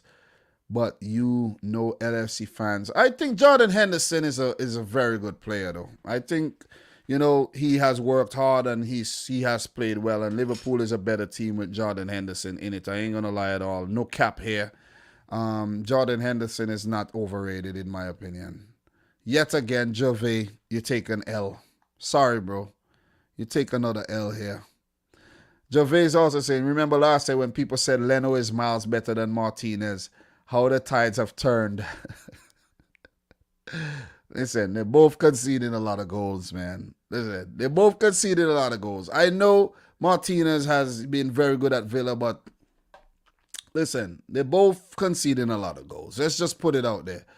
And look, Foothead Squad Builder is the best tool I've seen out there. Yeah, that was a very good recommendation. And we have hit 50 thumbs up. Thank you very much, guys. 50 thumbs up.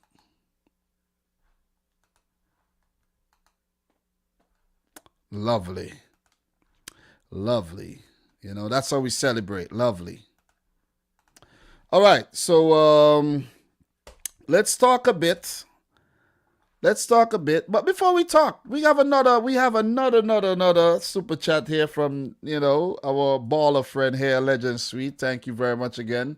Says Jordan Henderson, just Poundland McTominay. I never heard that before. Just Poundland. What do you mean? He's like a bootleg McTominay, you mean? I think Jordan Henderson is a very good. I think he's a very good player.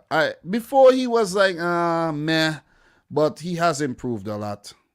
Poundland though. Yeah, I haven't heard that term ever. Maybe it's just me. So we have, maybe it's just me though. Maybe it's just me. So Prime Prodigy saying, whenever you watch pre-match talk and post-match analysis on TV, they always say Mount is better, but most fans say Foden is better for some reason. Bro, do not get into this argument with me because you're going to be, do not, bro. Foden is better than Mason Mount. Foden is better than Mount. Do I need to say that again? Phil Foden is better than Mount, but they're both very, very good. I have to say that Phil Foden is a bit more dynamic than Mason Mount. He is a bit more dynamic. He's a left-footed player. Come on.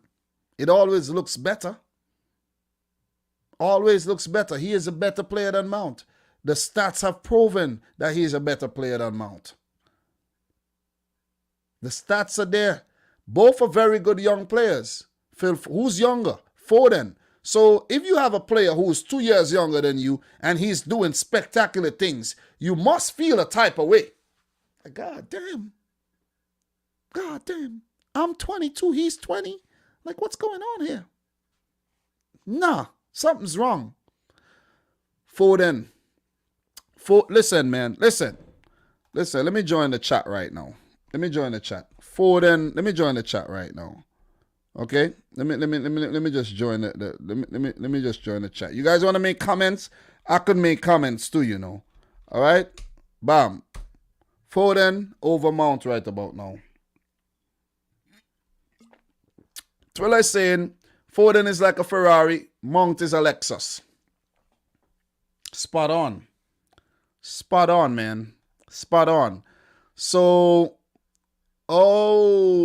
Kieran Fletcher 304 is saying Legend Suite is just copying Mark Goldbridge terms. Well, listen, you got to copy somebody. You know who else copied Mark Goldbridge? I just really understand what's going on. I didn't even notice. I didn't even realize this, but I was watching Robbie on this podcast he did with Jack Mate, and Robbie is saying everybody use the Goldbridge model, and it's Goldbridge who first started doing watch-alongs. I didn't even know Goldbridge was the first one to do watch-alongs, and people were saying that Goldbridge don't go to games and they don't respect him because he don't go to games and whatnot. But think about it, though. If you go to games, it might not suit you as well as if you stay home. Because if you go to games, you might not be able to analyze the game as well as you could analyze it from home. Because at home, you're getting to see the TV. You get in the advantage of a replay. You get in Zoom. You get in everything. Whilst when you're at the game, you only get to see things in real time. And you'll have to do a vlog or do, fan cam or something. So maybe he knows that if he stays home, he could just do better and make more money and do watch-alongs. And now you have everybody doing watch-alongs. So it's not only Legend Suite. Everybody copies. Everybody. If I start doing something and it's working and people realize what's going on, they'll copy. People got no shame in terms of copying. They got no shame. So I'll get to this just now. Let me see. Prime Prodigy saying Foden is something else but for real, the pundits say otherwise. The pundits have said a lot of things. It doesn't mean that they're always right. Okay? Does it mean that they're always right? No. Do we want to go into the stats? Do you want us to go into the stats? Is that what you want a stat war here? I think you want a stat war with me, I think you're getting me wind up for a stat war here. And listen, Foden, we're going to take a look at Phil Foden and his numbers. We're going to take a look at his numbers. I'm going to share the screen with you. Legend Suite, I will get to that super chat just now. Let's share the thing with you. Come on. Stay with me here, guys. Let's just go down a little rabbit hole here real quick. We won't take forever. Okay? We won't take forever. Stockport Iniesta, Phil Foden. 20 years old. He will be 21 next month. 21, and he will be lifting a Premier League title for his birthday as well. At the age of 20 years old, how do you have 2 Premier League titles on the cusp of getting 3? 1 FA Cup title, 4 Carabao Cup titles, and what else does he have here? 2 Charity Shields. Gotta mention that. 2 Charity Shields, right? And an under-17 World Cup too. To just add, a little cherry on top there. And he could win a Champions League too if City want to really rub it in their faces this season, which I would love if City does. This is an amazing CV for a player who's only 20, about to be 21. Look at the stats this season here. Take a look at it. It's right in front of your eyes. Take a look at the stats this season, guys. 25 Premier League appearances, 7 goals, 5 assists. And he's only in the starting 11 45% of the time. He's only played 49% of the minutes, which means he's a rotation player basically. He's on the bench half of the times, on the freaking field the other half of the times. 17% goal participation in the league this season. You also have the Champions League. 10 matches, 3 goals, 2 assists. So if you do your math, that's 10 goals, 7 assists. Listen, these stats are important. I know there's people who like to, defend the non-goal scoring and the non-assisting players by saying these stats they don't matter, but they could continue doing that. You know what I mean? FA Cup, 2 goals. That's 12 goals, 7 assists. Carabao Cup, what you got there? 2 goals, that's 14 goals, and that's what? 9 assists for Phil Foden. That ain't bad. That ain't bad, right? That's not bad. That's not bad at all. His value right now is 70 million as a 20-year-old player. The man has just stuck around and, if he stay with City, he should stay. He will become a legend. He'll become a legend. We're not going to go deeper. We're just talking about this season. Let's just take a look at Mount and see what Mount have done this season, okay? Mason Mount. And you guys want to talk. Stop talking. Okay? Stop talking. Okay, stop. Stop. What has Mason Mount won? Let's take a look at what he's won, right? He has won an under-19 UEFA FA Cup. He has won the under-19 World European Champion and under-18. I don't see no senior freaking accolades here. I don't see no senior accolades. Last time I checked, I don't see nothing. He is 22 and he's a Capricorn, so big up to Mason Mount, a Capricorn like myself. He is from Portsmouth, the south of England there. He's an attacking midfielder. He's playing basically the same mold of player like Phil Foden. Look at the stats. 32 matches, 6 goals, 5 assists. He's in the starting 11 85% of the time. He has played 86% of Chelsea's minutes, 21% goal participation. Phil Foden, top of the league. Mason Mount, struggling for top 4. Do I need to say more? Champions League, 8 games, 1 goal, 1 assist. FA Cup, 4 games, 1 goal, no assists. Carabao Cup, 2 matches, 1 assist. Are we gonna sit here and lie to ourselves about Foden and Curtis Jones and Mason Mount and these guys again? Come on, guys. Obviously, Foden he's leading the race. I'm not saying Mason Mount can't catch him, but Foden is leading the race. Legend Sweet, thanks again. He says, Sanchez or Ferran Torres? Sancho, Jadon Sancho. I'm going to go with Sancho here. I'm going to go with Sancho. It has to be Sancho. Got to be Sancho. Ferran Torres has been quite disappointing for me this season. Even though he has scored some goals in the Champions League, he has been disappointing. But then again, guys, we can't be too harsh on Ferran because guess what? What if It's just the fact that Sancho plays in the Bundesliga. That's kind of saving him. What if Ferran Torres, he's only 21, 19 Premier League games, 3 goals, 2 assists, starting 11 33% of the time. So he's a rotation player, 35% of the total minutes. You know, so respectable return, 3 goals, 2 assists for a season. But look at this. Champions League, 6 matches, 4 goals. Carabao Cup, 3 games, 1 goal, 1 assist. I'm just stating the stats right now. I'm stating the stats, but I'm also telling you what the stats does not say. He has been a little lackluster. I'm also keeping it real with that. But he's scoring goals. He's tapping them in. You see what I'm saying? He is tapping them in. He is tapping them in. That's the most important thing. He is tapping them in. Let's say Sancho comes to the Premier League and we end up seeing another situation like Havertz and Werner and Haller and Joel Linton. You see what I mean? You see what I'm saying? Look at how long it took Ilkay Gundogan to really, really, really start impressing people. I don't know. I really don't know. Maybe players like Aubameyang are an exception, but look, Aubameyang, he has fallen off big time.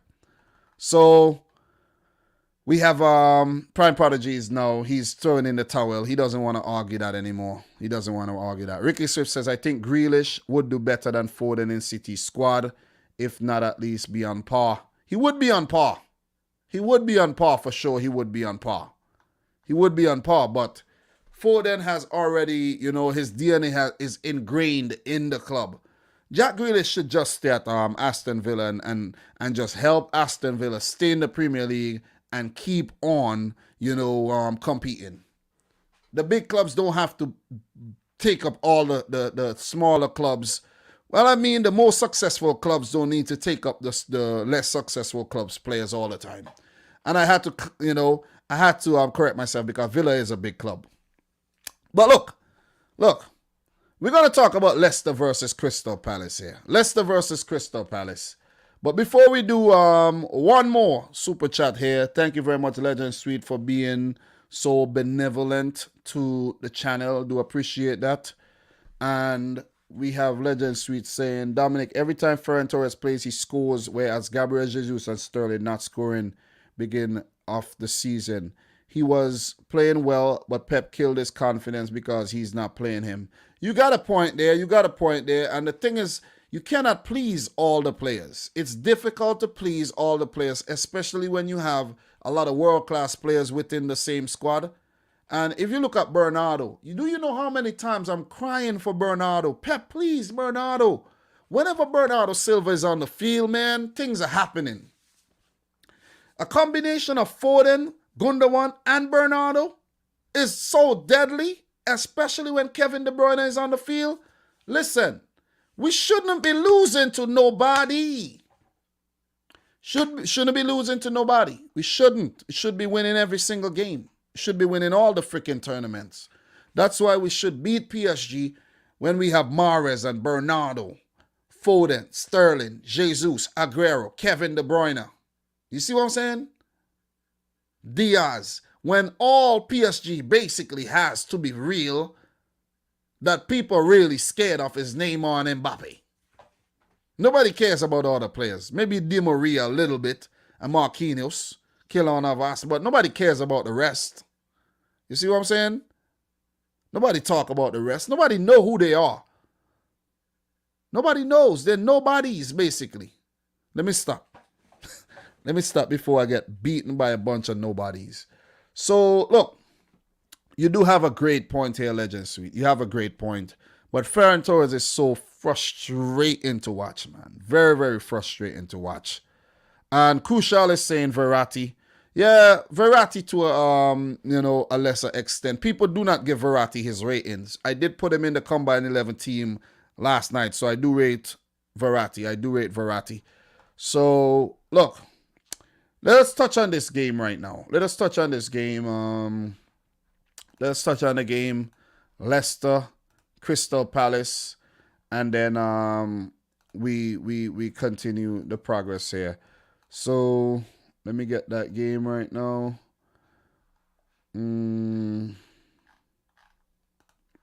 Good start by Crystal Palace, by the way. Wilfried Zaha scoring, really good build-up play. The ball put through by Eze. Zaha got onto it, beat the goalkeeper.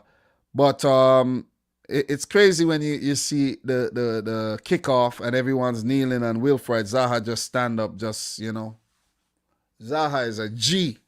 But you gotta respect him, it's his what he believes in. You gotta respect him. He got a point as well. You know what I mean? So yeah. He does have a point. But the Premier League are making some strides with boycotting social media because of the abuse, both racial and, let's say, I don't even know how to put it, but abuse. Let's just call it abuse that the players have been receiving on social media by the numbskulls on social media. And I've heard David McGoldrick recently said in his interview after winning the game there, he said against Brighton, he said that the social media should start requiring an ID. For example, when you sign up to trade cryptocurrency, you have to actually upload your ID in the app to get approved. What they should do for real though, if they want to stop this, it ain't going to happen. We know it ain't going to happen. But they know who you are, though. If you think they don't know who you are, you're very, very stupid. They know who you are. They could find out who you are. They could find out where exactly the tweet came from. They can. Even if you use a VPN, I think they might be able to go around that. Listen, don't trust them. Okay, let's say you sign up for Twitter and you're required to put in your ID. You won't be irresponsible on Twitter. But because people could just go and make these profiles and have these burner accounts, they could do things like that. Some of these accounts are probably from, who knows? Who knows who are doing this? You know what I mean? Who knows? We see it on YouTube all the time. We see it on here all the time where people make these burner accounts and just come and hit us with all the abuse, man. So we see it. Something got to be done, though. Something got to be done. So, look. Leicester 2, Crystal Palace 1. A come-from-behind win for Leicester City.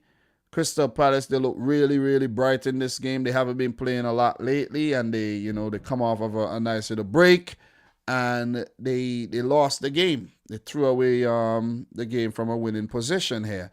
So in this game, Zaha scored in the 12th minute, set up by Eze. And while I was sleeping, Timothy Castagne scored his second goal of the season, set up by the man in form, Kelechi Iheanacho.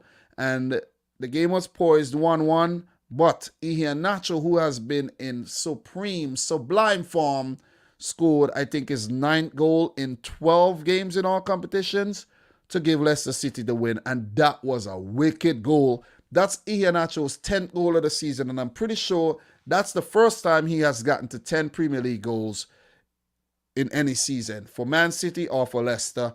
And that's like the number that a lot of strikers want to hit for the season. They want to hit 10 goals. And he has achieved that. And I'm happy. I'm so happy. I'm so happy for Iheanacho, man. I'm so happy for Iheanacho. I can't even explain it. And that was a damn good goal, man. Listen, Vicente Guaita didn't even move. You know when you're playing FIFA and you score a goal and the goalkeeper just don't move? That was that. That was a damn good, oh my God. He got the ball and he did the work. And he got the shot off. Kissed the crossbar in the back of the net. Winner. That's a performance. That's performance that warrants respect. And I know the Leicester fans are loving the man right now. Loving the man right now. And I even saw a Leicester fan, LC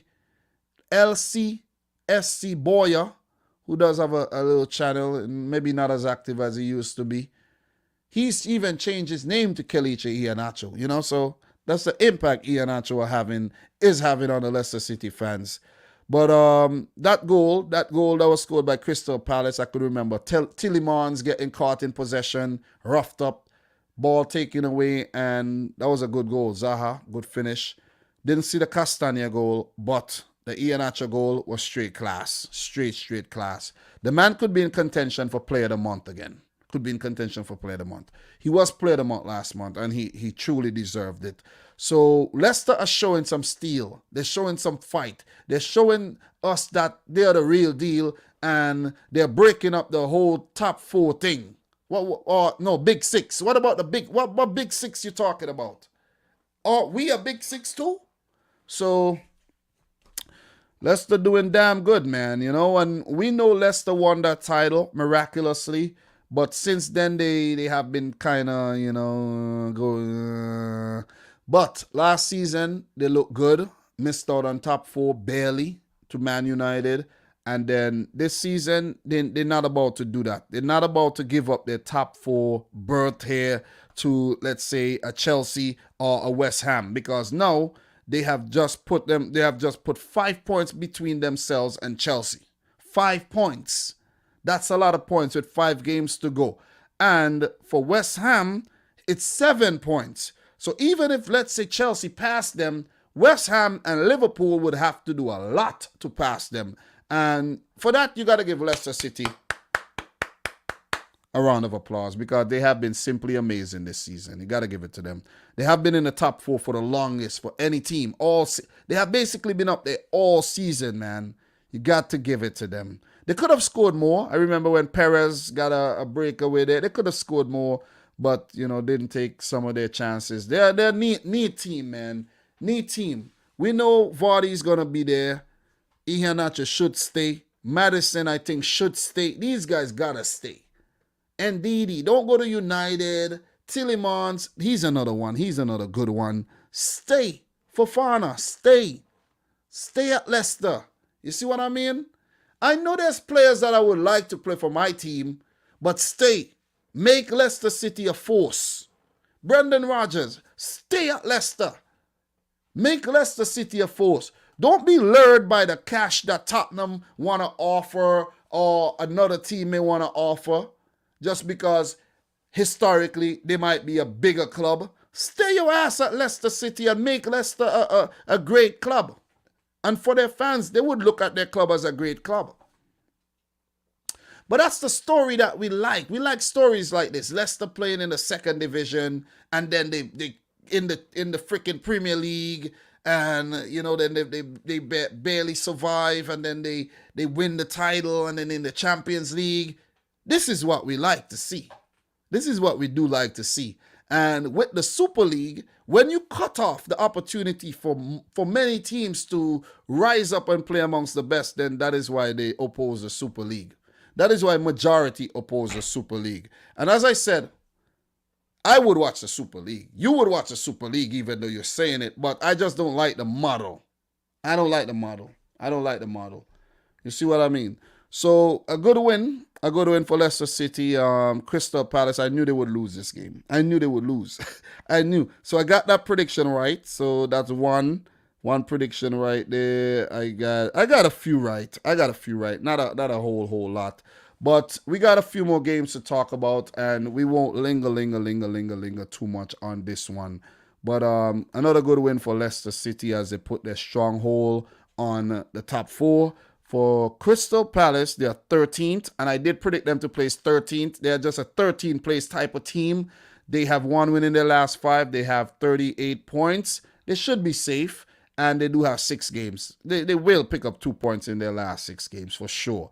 Their next game will be against Manchester City at Selhurst Park early this Saturday. Then they have Sheffield, Villa, Arsenal, and Liverpool on the final match day. And that's the fixtures there for Crystal Palace. As for Leicester City, their next game will be against a familiar foe, Southampton. Then they have Newcastle, Man United, Chelsea, and then Chelsea again in the FA Cup Final, which I hope they do go on to win, to be honest. I would love if Leicester wins something, you know what I mean? Sorry, Gervais. I would love if Leicester win something. Sorry, Prime Prodigy.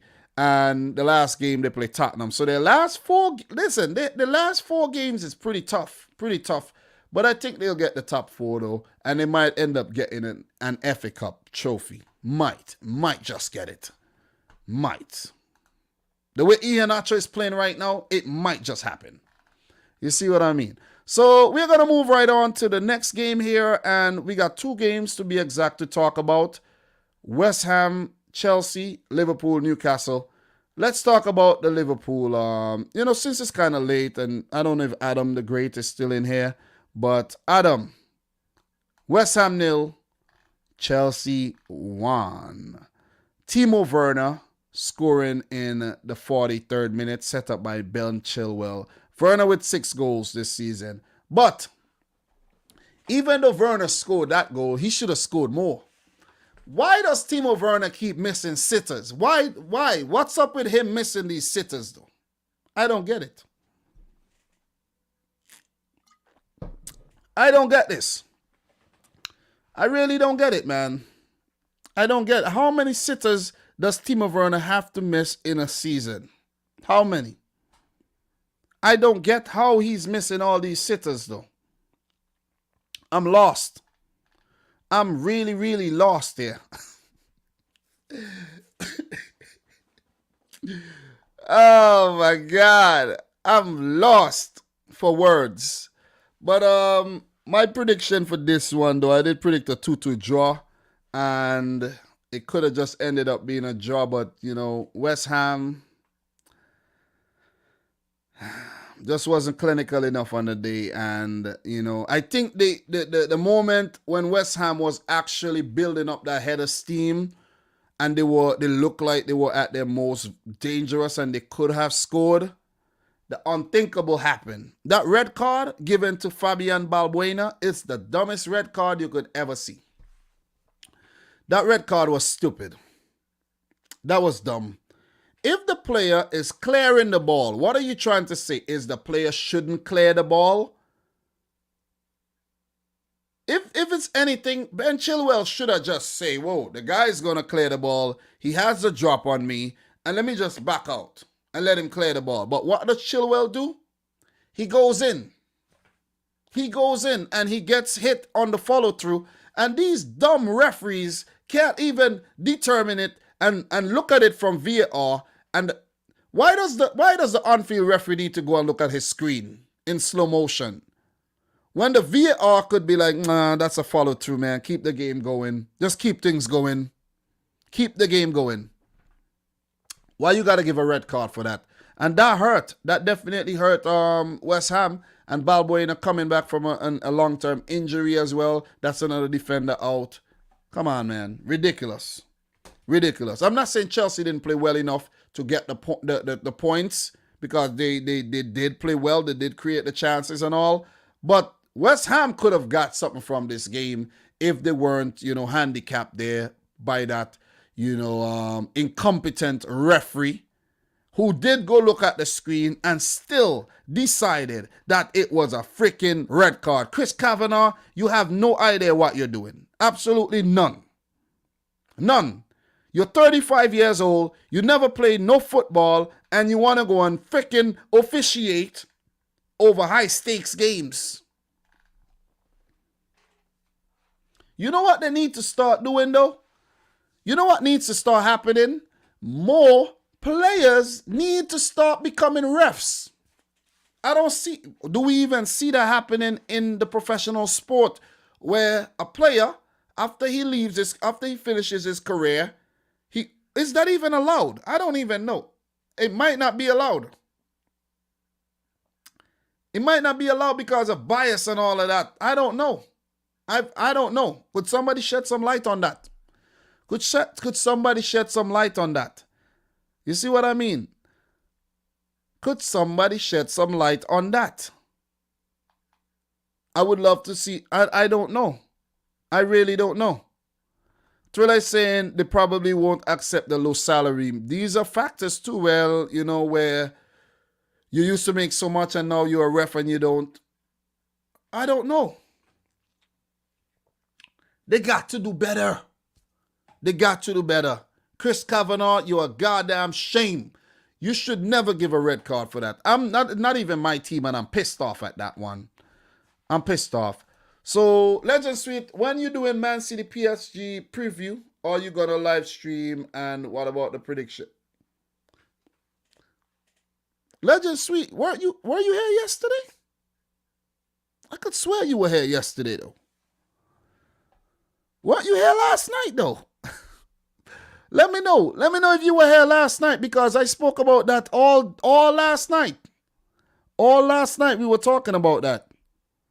We spoke about Man City, PSG, Real Madrid, Chelsea all last night. And I give my prediction. You got to check out that live stream, bro. You got to check that out.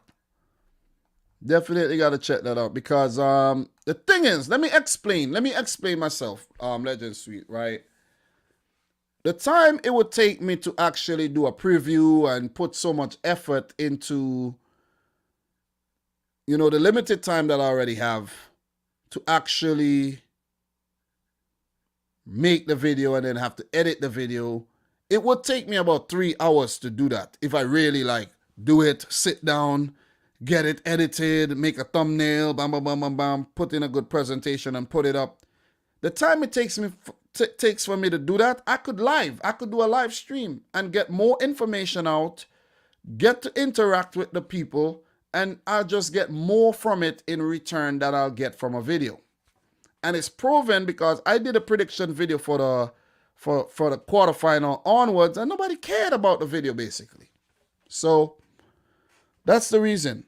And I don't know, have you checked? Let me see if what you're saying. Oh, you forgot what my prediction was: PSG to lose to City and Chelsea to lose to Real Madrid.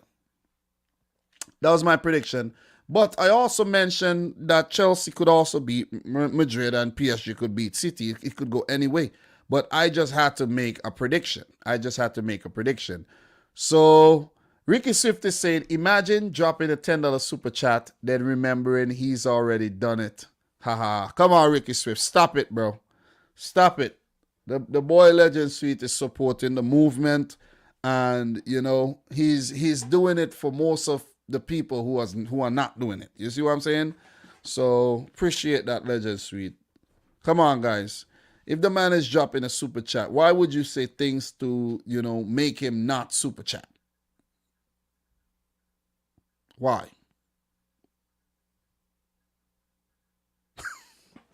But look, man, what are you guys saying in the chat right now? So he changed his prediction. Well, look, I never really changed a prediction, My prediction, I said it.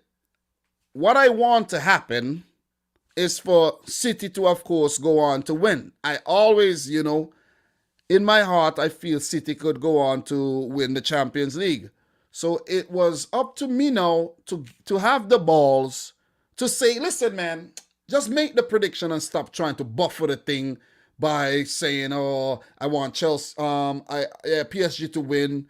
If I predict PSG to win and Man City to lose, if City go on to win, it would feel better, right? But if we go on to lose, it would also not feel as bad because I did predict us to lose. You see what I mean? So might as well, I'll take it on the chin if we lose. I will. I will take it on the chin if we lose, man. I'm not going to cry about it. It is what it is. It's progress. We got past the quarterfinals. Out of 32 teams, we are top 4. That's good. Not good enough, but good. Very, very good. So we have Thriller saying Dilda probably disliked. You know what happened today? I dropped a video today, right? And the boy Steve made a comment. There was one view, one comment, and one dislike. And the only person that commented was Steve. And I'm like, Steve, why would you dislike the video, bro? You see what I'm saying? I don't get some people, you know what I mean? But some people, I'm not even going to get into that. I'm not even going to get into that. But thank you very much, Selection here. Appreciate that. Appreciate that, Selection. And I keep wondering, Selection, do you have a channel? Because every time you make a comment, it pops up in a very special place in the YouTube studio where, like, people with a lot of subscribers, the comments would pop up over there. But the thing about it is you can't really click on people's profiles from the live streams anymore. And if I search for Selection, it won't pop up.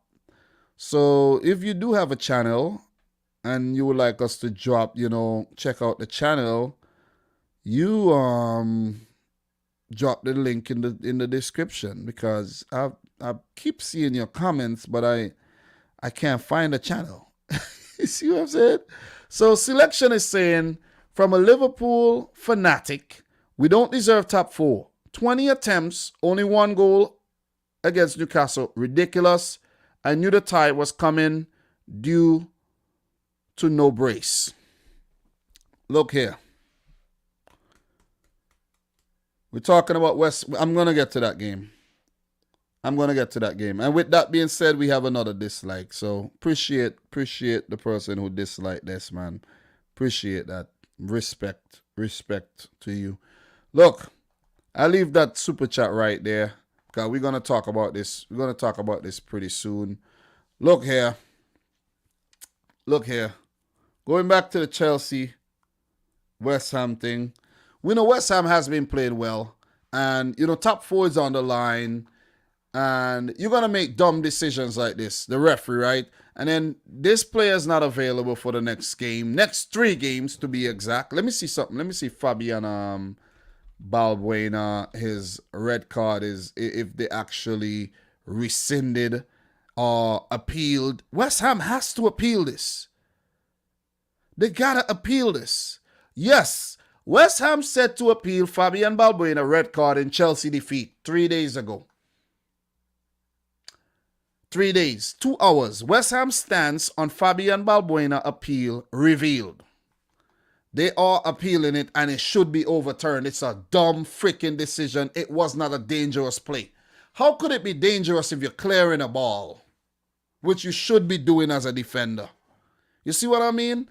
And West Ham, with the caliber players they have, with the money they spend, they put up a really good fight against Chelsea. Against a Thomas Tuchel Chelsea, they frustrated this team. You see what I mean? They frustrated the hell out of them. Edward Mendy was in goal, so the rotation continues. I don't understand the rotation, but so be it. So be it. Very defensive setup, man. Very defensive setup. And that's why a lot of goals are not scored on Chelsea, though. But very defensive setup, because if you look at this, Rudiger, Thiago Silva, Christensen, Chilwell, and Aspilicueta. That's 5 defenders, along with Jorginho and Kante, who are mostly deep line midfielders, right? You have Mount, Pulisic, Werner, and Werner, the only attacking players on the field. Well, the wingbacks would be seen as attacking players and doing a dual purpose to attack and defend, but still, you see how Tuchel is setting up his teams here. Very defensive. Maybe you could say it's negative. And they were definitely assisted with that red card decision, because who knows what would have happened if West Ham had 11 men. Who knows? Who knows, man? Who knows? And that happened in the 81st minute. That's when, things could happen in the last 15 minutes of the game. Things could happen. Chelsea applying time-wasting tactics at the end too. Like, really? Come on. It's getting real. Even City I see doing this sometimes.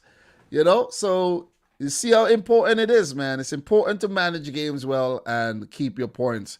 Tammy Abraham had a run-off the bench. Hakim Ziyech and Reece James. Said Benrahma, who came in from Brentford, have not yet scored a goal for West Ham United. So he needs to start scoring. He needs to definitely start scoring. So look, we won't go on too much on that.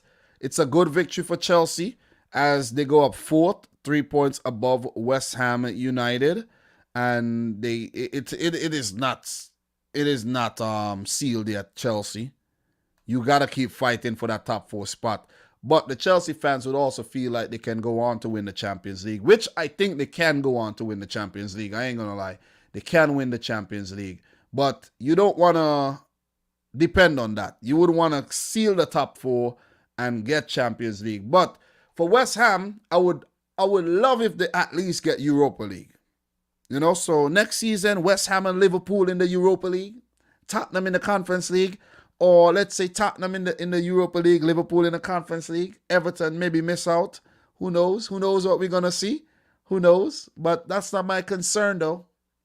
That's not my concern. I got a question for the Liverpool fans in here. What do you want? You're not going to get Champions League, it seems, right? Maybe not. Maybe you do. Maybe you won't. Let's say you don't get Champions League. You have 3 choices. No European football, Europa Conference League, or Europa League. Pick one. Pick one. Let me know. Let me know. I'll get to your comments just now. Let me know. So, excuse me, West Ham, as I said, they're 5th, and their next game in the league is against Burnley. Very tough, gritty team to play. Then they got Everton, Brighton, West Brom, and Southampton. Not a bad fixture. Not a bad schedule there. Not a bad schedule at the end of the season. So they should not drop out the top 6. They shouldn't. They shouldn't. Chelsea, as we know, they play Real Madrid tomorrow in the Champions League. And after that, they got a London derby on Saturday against Fulham. Then they got Real Madrid again, Man City, Arsenal. They got Leicester twice in the cup and in the league. And they got Aston Villa. So that will do it for that game. We have one more game to talk about. Liverpool, Newcastle United. So what are you guys saying? Liverpool fans, talk to me. Talk to me, man. Talk to me. Talk to me. Talk to me, man. Look. Talk to me. Talk to me. Guys, if you haven't yet smashed the thumbs up button, please do so. We'll definitely appreciate that. So A-Bob is saying poor Arsenal. Well, Arsenal could then go on to win the Europa League if they really mean business. If they really want to shut up their critics, win the Europa League and you get Champions League. And you say, whoa, coming to the back door, baby. I'm a back door man. Oh, man. A-Bob says, I really want West Ham United to make top 4. Me too. But at whose expense? It would be Chelsea. It would be Chelsea. It would definitely be Chelsea. So what else we got here? What else we got here? Let me see. We got some answers here. We got some answers. So look. We got some answers here. And let me see. Selection is saying no European football. You would be at an advantage if you don't get European football, you know, because you won't get those games to play when United and City and Leicester are playing those games. You would be, you know, resting throughout the week. You see what I mean? So that could be an advantage for Liverpool. But they also have to show that intent by actually bringing in the players, which they already secured the services of Ibrahima Konate. And that one is a tricky one as well because he has been injured a lot for the last year or two. So that one is very, very tricky. So Tony Cruz is saying we want Europa League. And you also saying Real Madrid want Europa League. I don't get it. And let me see what else here. All right. So we have Errol Brown in the house, as Ryan say back to back. Well, we already know. We already know Ryan is delusional. We know this. This has been established already. And we're not going to talk too much about that one. So Alexandros in the house from Greece City. No, from Greece. City till I die. Come on, City. Big up to you, Alexandros. Appreciate you coming through. And what else we got here in terms of comments here? So, let me see. Okay. That's it. Liverpool, Newcastle. Let's talk about that game. Liverpool, Newcastle. Let's talk about that game. My prediction, 1-1 draw. 1-1 draw. 1-1 draw. Spot on with the prediction too. And it's very, very disappointing. Very disappointing. Even from a City fan watching in of how Liverpool went on in that game. 3rd minute, they scored a goal. Salah, brilliant goal. Great ball in. You know, you got to credit the ball that was put in. I think Sadio Mane put that ball in. Last time Sadio Mane with the ball in. And I see somebody mention disallow. Guys, disallow goals should not even be talked about like that because most of them are rightfully disallowed. You see what I mean? And if it's disallowed, it means that it never happened. Basically. It never happened. Salah, early goal, 20th goal of the season, right? Bravo. Bravo. First Liverpool player to score 20 goals in 3 consecutive seasons. We could say that Mohamed Salah is a legend. Mo Salah is a Liverpool legend. Don't argue that. Nobody, please, I beg you, do not argue it. You won't look good. You won't look good. Mo Salah is a Liverpool legend. He's a legend. The things he's done already, he's a legend.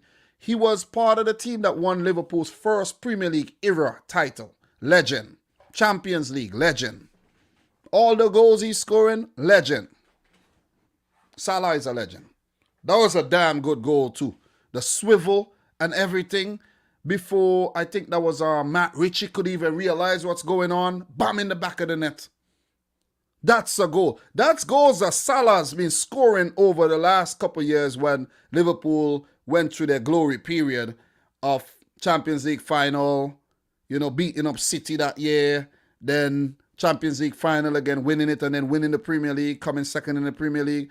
That's Mo Salah. But the thing is, the problem is, the players are like, they're not sharp at all. Liverpool are lacking that cutting edge. Like Sadio Mane. First of all, Salah, I'm talking about the big chances here. Mo Salah, 1v1. He can't beat the goalkeeper, right? Okay, we understand. You scored already. And then Sadio Mane gets put in by Salah. If this was Sadio Mane last season or the season before, one touch in the back of the net. You don't need to touch. Why is he touching up the ball so much, man? Why is he touching? You're too touchy-feely with the ball, Sadio Mane. Sadio Mane, you know, I don't know. His head is not there. Maybe he needs to hit up Kyle Walker and he need to ask Kyle Walker, yo, man, you got to put me on to your hair doctor. Your hair restoration doctor. You got to put me on because it ain't working out for me like it's working out for you. You see what I mean? So Sadio Mane has not been sharp. And we're not even going to go into Sadio Mane's numbers because if we do that, it won't be a pretty picture at all. It won't be a pretty picture. 1 goal in 14 games and things like that. That ain't good. Roberto Firmino, let's not even talk about him. Klopp said, okay, fans, this is what you want. You want Jota, Firmino, Mane, Salah on the field at the same time. Here you go.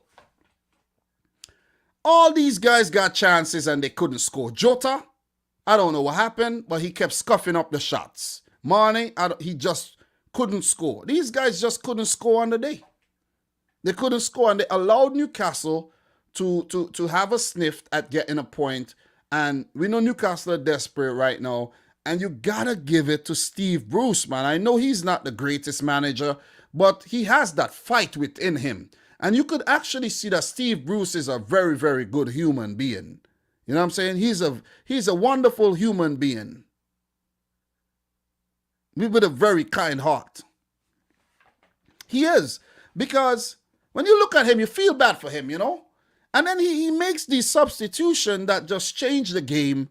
And this guy, Joe Willock, man, it's too bad for Newcastle that they won't have Joe Willock when they face Arsenal. I think they face Arsenal next. I think, according to my notes, I've already got them things written down. Yeah, Newcastle versus Arsenal next, St. James's Park. No Joe Willock. They might lose the game. Or maybe not. Because, you see, listen, You see this guy, Alain Saint-Maximin? Oh my God. This guy is good. This guy is so good. They couldn't get the ball off the man. They couldn't get the ball off the man. And his dribbling ability, his pace, everything. Remember when Fabinho had to foul him? If they didn't foul him, he's gone.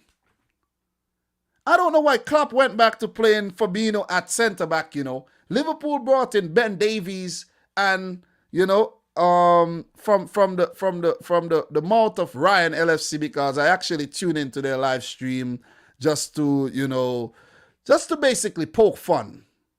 Because you know the whole thing with the back-to-back thing and whatnot. I just watch along, you know what I mean?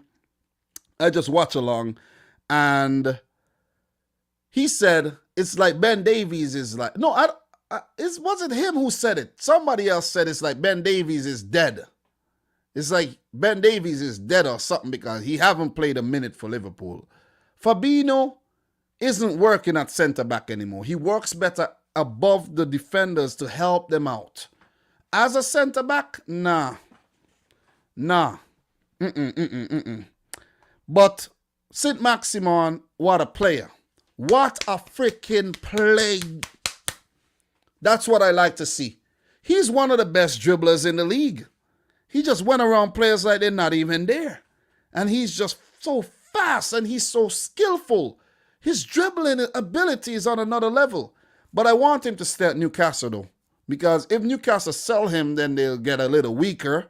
And then they'll be in jeopardy. Imagine them being in jeopardy of getting relegated with Saint-Maximin. Think about what would happen without Saint-Maximin. And that's a crazy name too, right? Saint-Maximin. Frenchman. He's damn good. He used to be at Nice. I remember discovering him in FIFA a couple of years ago. And I'm like, who is this kid with the dreads? He had this kind of blurry picture on the game too. So he's nice, man. So thanks again. Selection says Konate isn't injury prone. He had one injury and they brought him back too early. We also started talks with Dortmund for Sancho last Monday. Oh boy. Ha ha. Let me take a sip of my beer here. Oh boy. Sancho, really? You guys are going to sign Sancho? Okay. Let me see that happen first. Because Liverpool have been linked to everybody and their grandmother lately. Everybody, man. I'm telling you. Every single body and their grandmother lately. Everybody. But look. Chances galore, man. Chances galore. Newcastle did get their chances too. I did talk about this game already. I think maybe in one of my live streams. But Newcastle did get their chances. And Longstaff, great chance. Left foot. Allison kept Liverpool in the game. I think Joe Linton had a chance too. They had their chances. And I was at work watching this game. I was done with my work. The supervisor gave me some kind of little, small thing to do. It was on Saturday. I'm like, what is this? You know what I mean? But anyway, I finished the work. I'm in this truck at work. I could drive trucks. A big truck too. I'm in the truck and I'm watching the game in the truck. And there's some guys outside drilling. Like they literally have one of those big drills drilling a hole in the ground, in the concrete. And there's noise, there's chaos. And it's just so like, it was scripted. I knew something would happen in the game. I knew something would happen. Callum Wilson comes on and then Newcastle, they're fighting. And then the ball gets put in and Allison and Callum Wilson gets tangled up, blah, blah, blah. Ball hits Callum Wilson's hand. He puts it in the back of the net. They celebrate. I'm in the freaking truck going crazy too. I'm in the truck losing my shit. I'm like, oh my, because guess what? I predicted a 1-1 draw. So I actually want the 1-1 draw to happen. You know what I mean? Or else I look like I don't even know what the hell I'm talking about. So I'm like, okay. Then I'm like, this is a good game. Are you not entertained, Dom? Are you not entertained?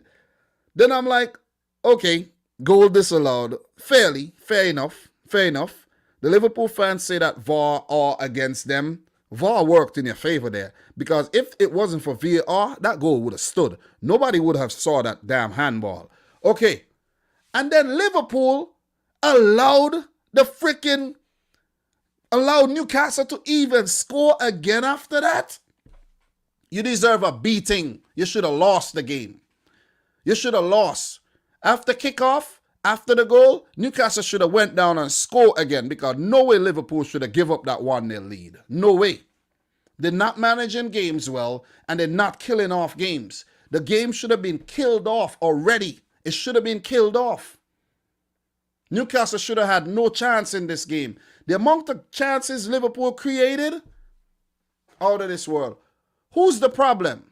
The problem is obviously defense and attack.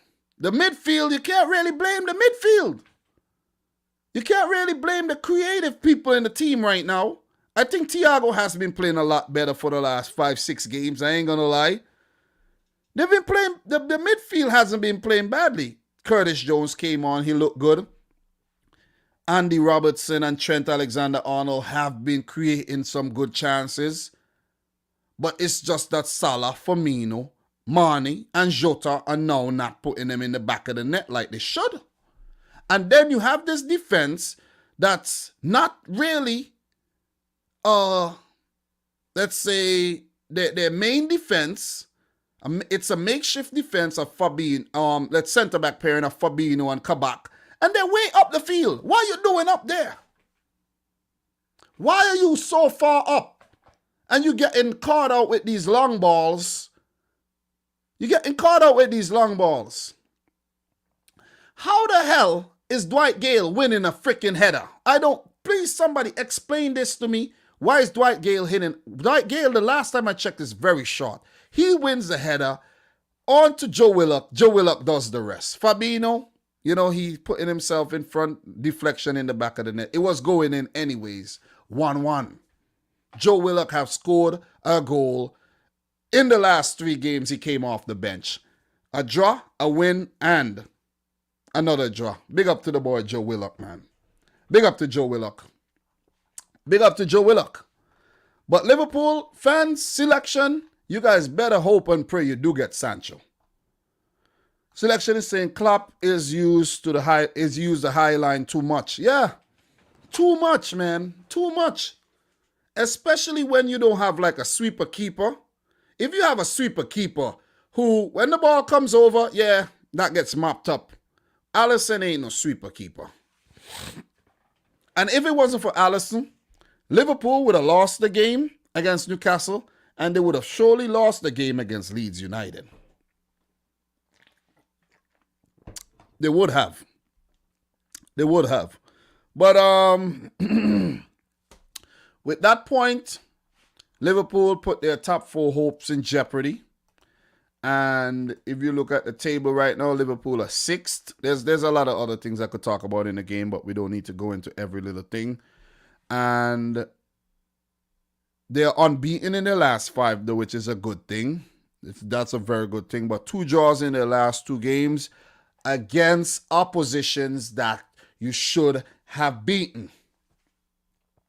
But it's the Premier League. It's the Premier League. It's very unpredictable.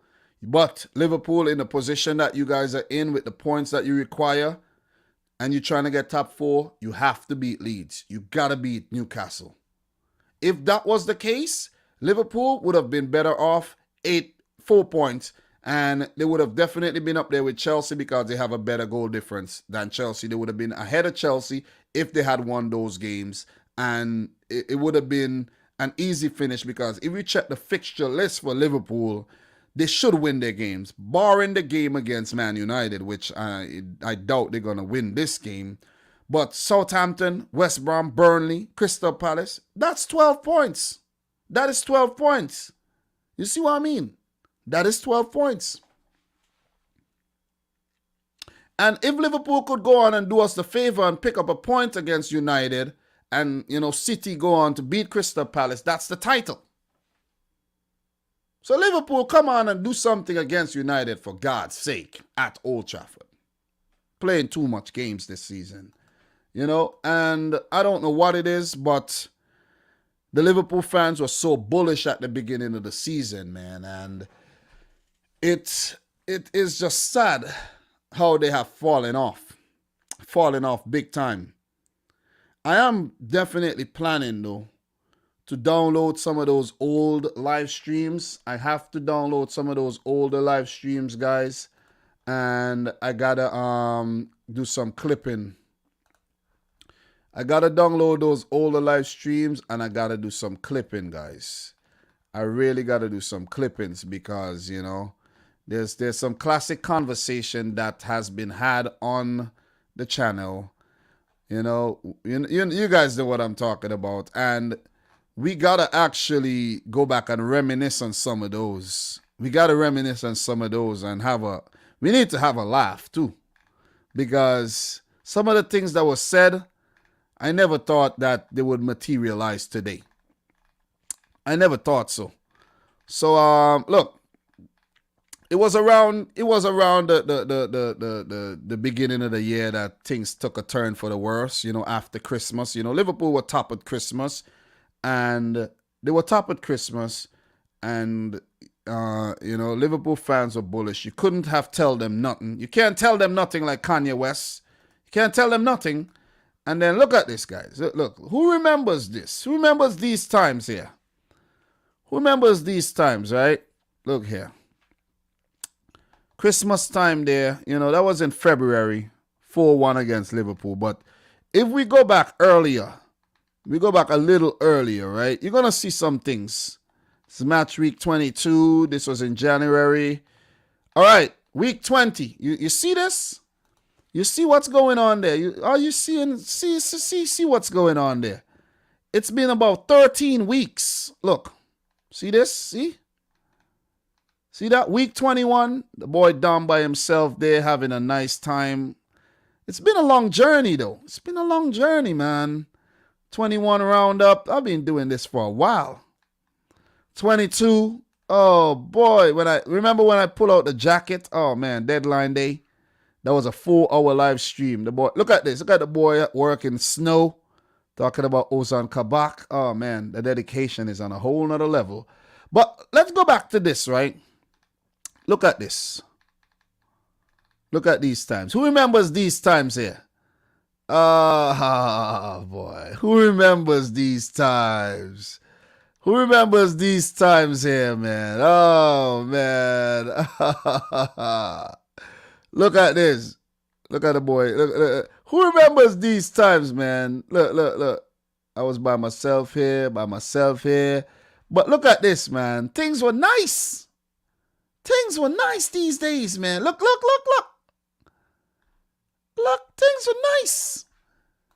Things are real nice, guys. Things are real nice. But, that's the past. That's the past. But what are you guys saying right now? What are you saying right now? That should be it for the Premier League. We have been 2 hours, 42 minutes. God damn. I didn't even realize I was streaming for this long. We should have been wrapped up for 2 hours, but, we went on a little longer than we should, though.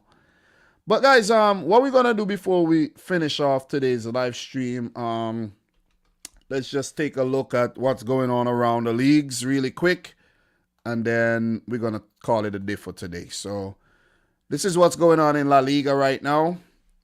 We have Atletico Madrid still on top of the table, but Barcelona do have a game in hand. They have 71 points.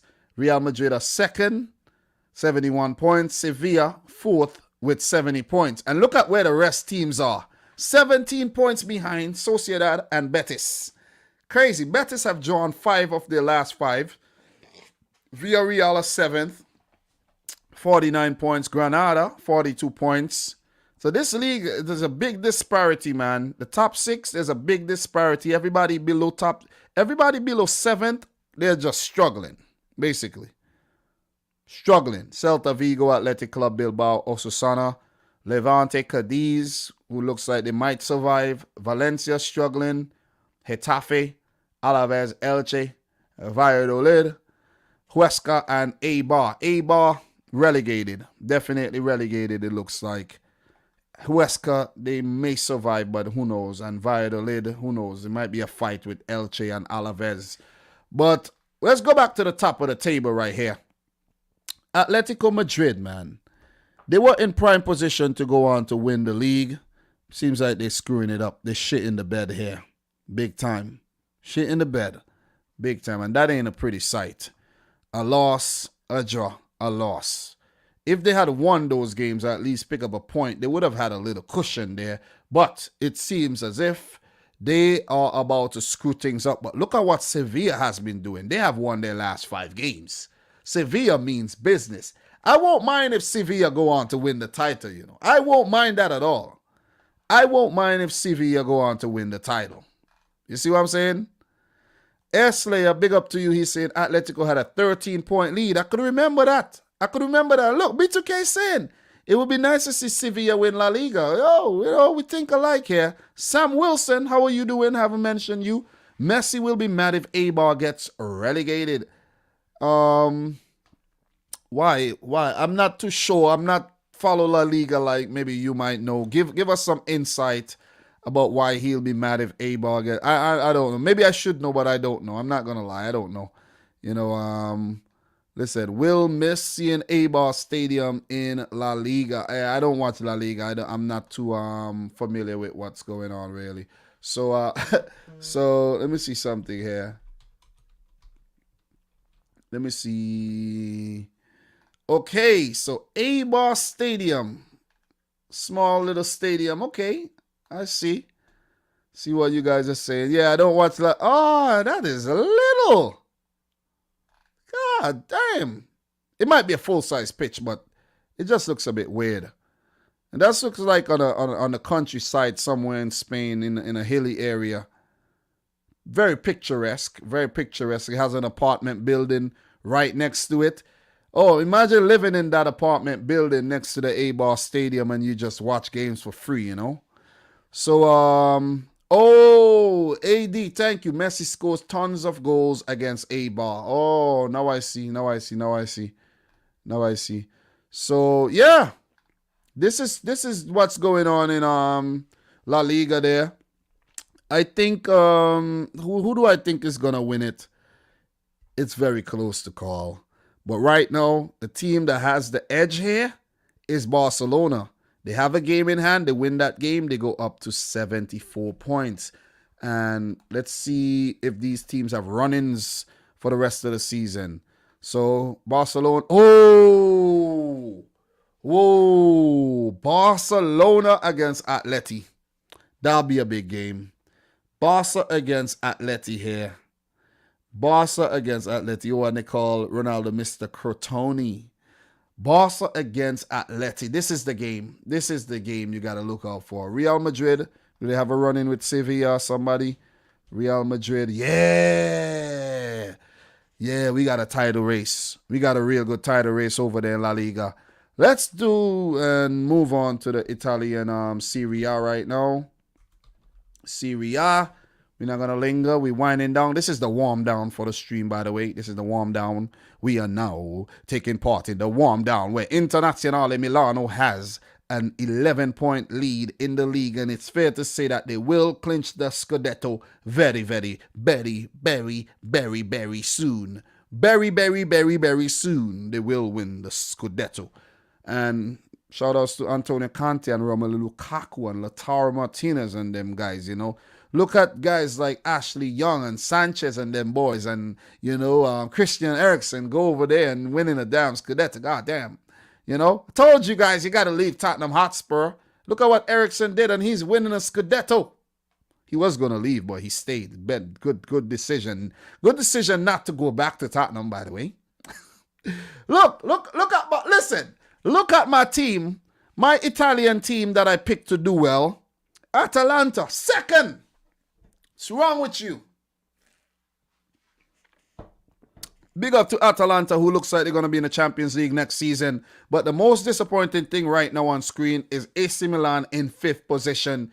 AC Milan, you deserve some licks. And when I say licks, I mean a beating. Go break off a whole big, break off a tree branch and beat AC Milan with it. Because how you end up being fifth position when you were looking like you're gonna you were looking like you're gonna win the league, and AC Milan look like they okay. Even if you don't win the league, Champions League for sure. They can still achieve that. But you know what I would also like to see? I would like to see Juventus not get Champions League. That'll be a nice thing. Juventus not get Champions League would be nice. Sam Wilson, Serie A is actually boring. Most of the teams are playing too defensively. Only Napoli, Inter, and Atalanta playing entertaining football. And shout outs to Jaden Braff, the Man City loanee over at Udinese. Scored his first goal for the club, and it was a banger. So yeah, man. Milan, as Duper says, bottled it big time. They bottled it big time, man. Definitely bottled it. So what we got here? In terms of any comments here? After 17 weeks at the top at the top, AC Milan is in 15th. They're in 5th, but 5th. I think you meant to say 5th. But yeah, that is poor, man. That is poor. That is very, very, very poor of AC Milan there. But Lazio 6th, Roma 7th. Roma could win the freaking the Europa League and get into the freaking Champions League. You know, it won't be bad to see that if Roma win the freaking Europa League, Juve come in 4th and Juve does not get Champions League. That'd be crazy. The Sassuolo, Sampdoria, Verona, Udinese, Bologna, Genoa, Fiorentina. Big up to the boy Goran Pandev as well. Spezia, Torino. I feel bad for Torino. They're better than that. Cagliari, and we have Benevento, Parma, and Crotone. Crotone, they won the game. It was a high-scoring game, but they should be relegated. Mathematically, they're not yet relegated, but they're not winning their last 5 games. 33 points won't be enough, Crotone. You're done. You're done. Parma, you're done. It's up to Benevento. It's going to be a battle between Benevento, Cagliari, Torino, Spezia. Even Fiorentina is in the mix there for the relegation battle in the Italian Serie A. So let us move on to Ligue 1. Ligue 1. And I don't even think I'm going to check the Bundesliga because, you know, of what's going on right now with Nagelsmann, and, you know, it doesn't make sense. It doesn't make sense, man. You know, they're going to win the league anyway. But Ligue 1, this is an interesting title race going on here between Paris Saint-Germain and Lille. And I want Lille to go on to win the damn title. I really do. Burak Yilmaz doing the business over there in Lille for Lille. And, you know, Mbappe, 25 goals. 25 goals, top of the league table there. Memphis Depay, 18. Ben Yedder, 18. Kevin Volland, formerly of Leverkusen there, 15. Boulaye Dia, 14. Tarem Mofi, 14. So I should have checked the charts for the other leagues, you know. Let me do something really quick here. Let's go back to the Serie A. Let's check the charts really quick. Serie A, Ronaldo, 25 goals. God damn. Lukaku with 21. Luis Fruto of Atalanta. Luis Muriel with 19. Simeon Nwankwo with 19. And this guy is playing for Crotone, the bottom team, you know. So team might pick him up. And Ciro Immobile. And I can't believe Ronaldo is top of the goal scoring charts in freaking Italy, though. La Liga, let's see who's on top there before we move on. Messi, 25 goals. All the top scorers have 25 goals. For the Premier League, it's Harry Kane. He has 21 goals. So Benzema, 21. Gerard Moreno, Suarez with 19. And Yusuf Enesiri, the beast Enesiri, with 17. And Iago Aspas, top of the assist charts. Messi has 9. So let's go back. Let's go back to Ligue 1. That's a lot of value I just dropped there for you. So if you haven't yet liked the video, make sure you smash the thumbs up button. Do appreciate that. So Ligue 1, man. Lille, 73 points. Could they win it, guys? What do you think? What do you think, guys? Do you think Lille will go on to clinch it above PSG? I would love to see that. Monaco, whoa! I remember checking this, but I forgot. I forgot Monaco were in the title race there. 5 wins in the last 5. Kovac. Isn't Kovac in charge over there? God damn. You got a title race in Ligue 1. So wait, you're telling me that Ligue 1 ain't a freaking... They're not a Farmers League? You have Lens, right? Who just got promoted. Lens just got promoted and they're 5th. You telling me Ligue 1 ain't a Farmers League? You telling me Pochettino is going to go to PSG with Neymar and Mbappe and not win the league? Oh, my God. Oh, my God. You telling me that PSG could get dethroned and Ligue 1 would lose their Farmers League status? God damn. Zaha or Saint-Maximin? That Zaha is a beast, but, you know, Saint-Maximin is younger. He has more potential. Both of them injury prone. I'm going to have to give it to, you got to give it to Zaha for his ability in front of goal, but Saint-Maximin is very good in front of goal too. Listen, I like Zaha though. I like Zaha. But right now, I'm going to have to give it to Saint-Maximin. I'm going to have to give it to Saint-Maximin, man. Sorry, Zaha. I'm going to give it to Saint-Maximin though. So, look, Ligue 1. Check out Ligue 1 there. Title race. Lyon. You could even throw Lyon in the title race too, because if let's say one of these teams slip up and Lyon win, Lyon back to 70 points and then they're in it too. So Marseille, Rennes, Lyon, Montpellier, Nice, Metz, Reims, Angers, Brest, Saint-Etienne, Bordeaux lost their last 5 games. Lorient, 35 games. 35 points, I mean. And then the bottom 3 teams, well, Nantes and Nimes are still in the fight, but Dijon definitely relegated. So that's it for the French Ligue 1. Let's go over to the Liga. The Liga Noche. The Primeira Liga in Portuguese. Oh, man. In Portugal. Stats here.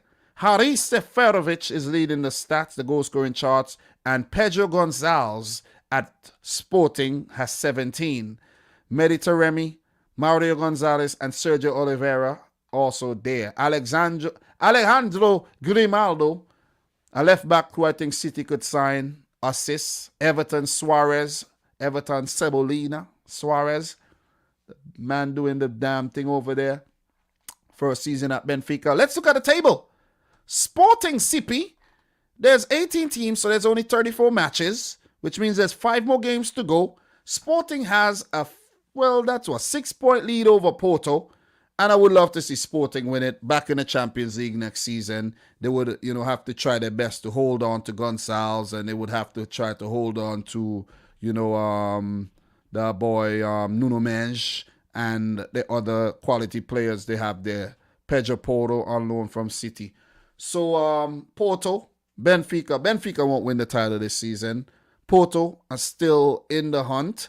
And a very interesting stat here is that Sporting could go invincible this season. That would be crazy. Braga are 4th, Pacos Ferreira 5th, and the rest teams we don't even need to get into. But there's also a scrap down at the bottom here with Nacional, Forense, and Boavista in the relegation zones. Boavista in the playoff zone. Maritimo above Rio Ave, Gil Vicente, Family Sao, Portimonense, Bissar, Tondela Mori, Rense, Santa Clara, Vitoria. I wasn't going to call out the teams, but I did. So that's what's going on in the Liga Noche.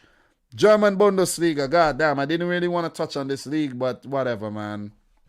Whatever. This is a farmers league for sure. Oh, you see? Yeah. Bundesliga 2. Yeah, this is the league. Bundesliga 2, man. That's the league. That's the league. The freaking Google say here, look at Bundesliga 2. That's a little bit more interesting. Bochum could be joining the ranks in the Bundesliga next season. They have 60 points. Greuther Fürth, they have 54 points. Hamburg could be coming back up. I think that's the relegation playoff spot there in 3rd. And Holstein Kiel, who are doing very well in the DFB Pokal, they're in the semi-final. There's Dusseldorf, there's Heidenheim, and St. Pauli. All these teams, Karlsruhe, Paderborn.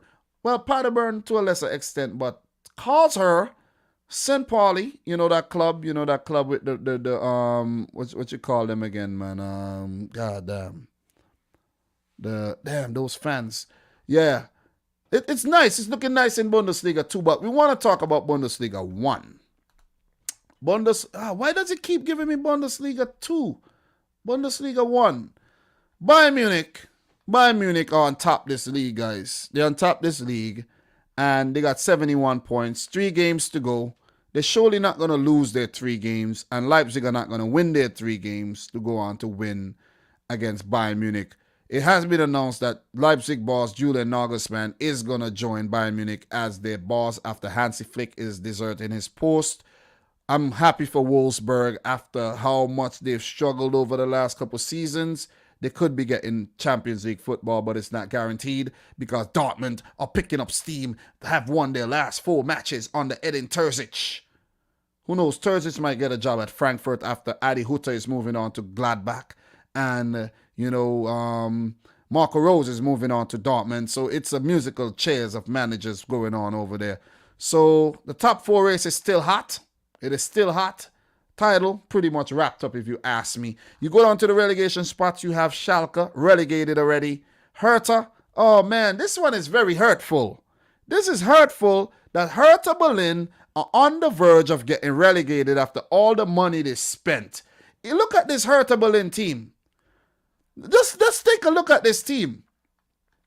This team has some good players. You see this guy Matheus Cunha. Hertha Berlin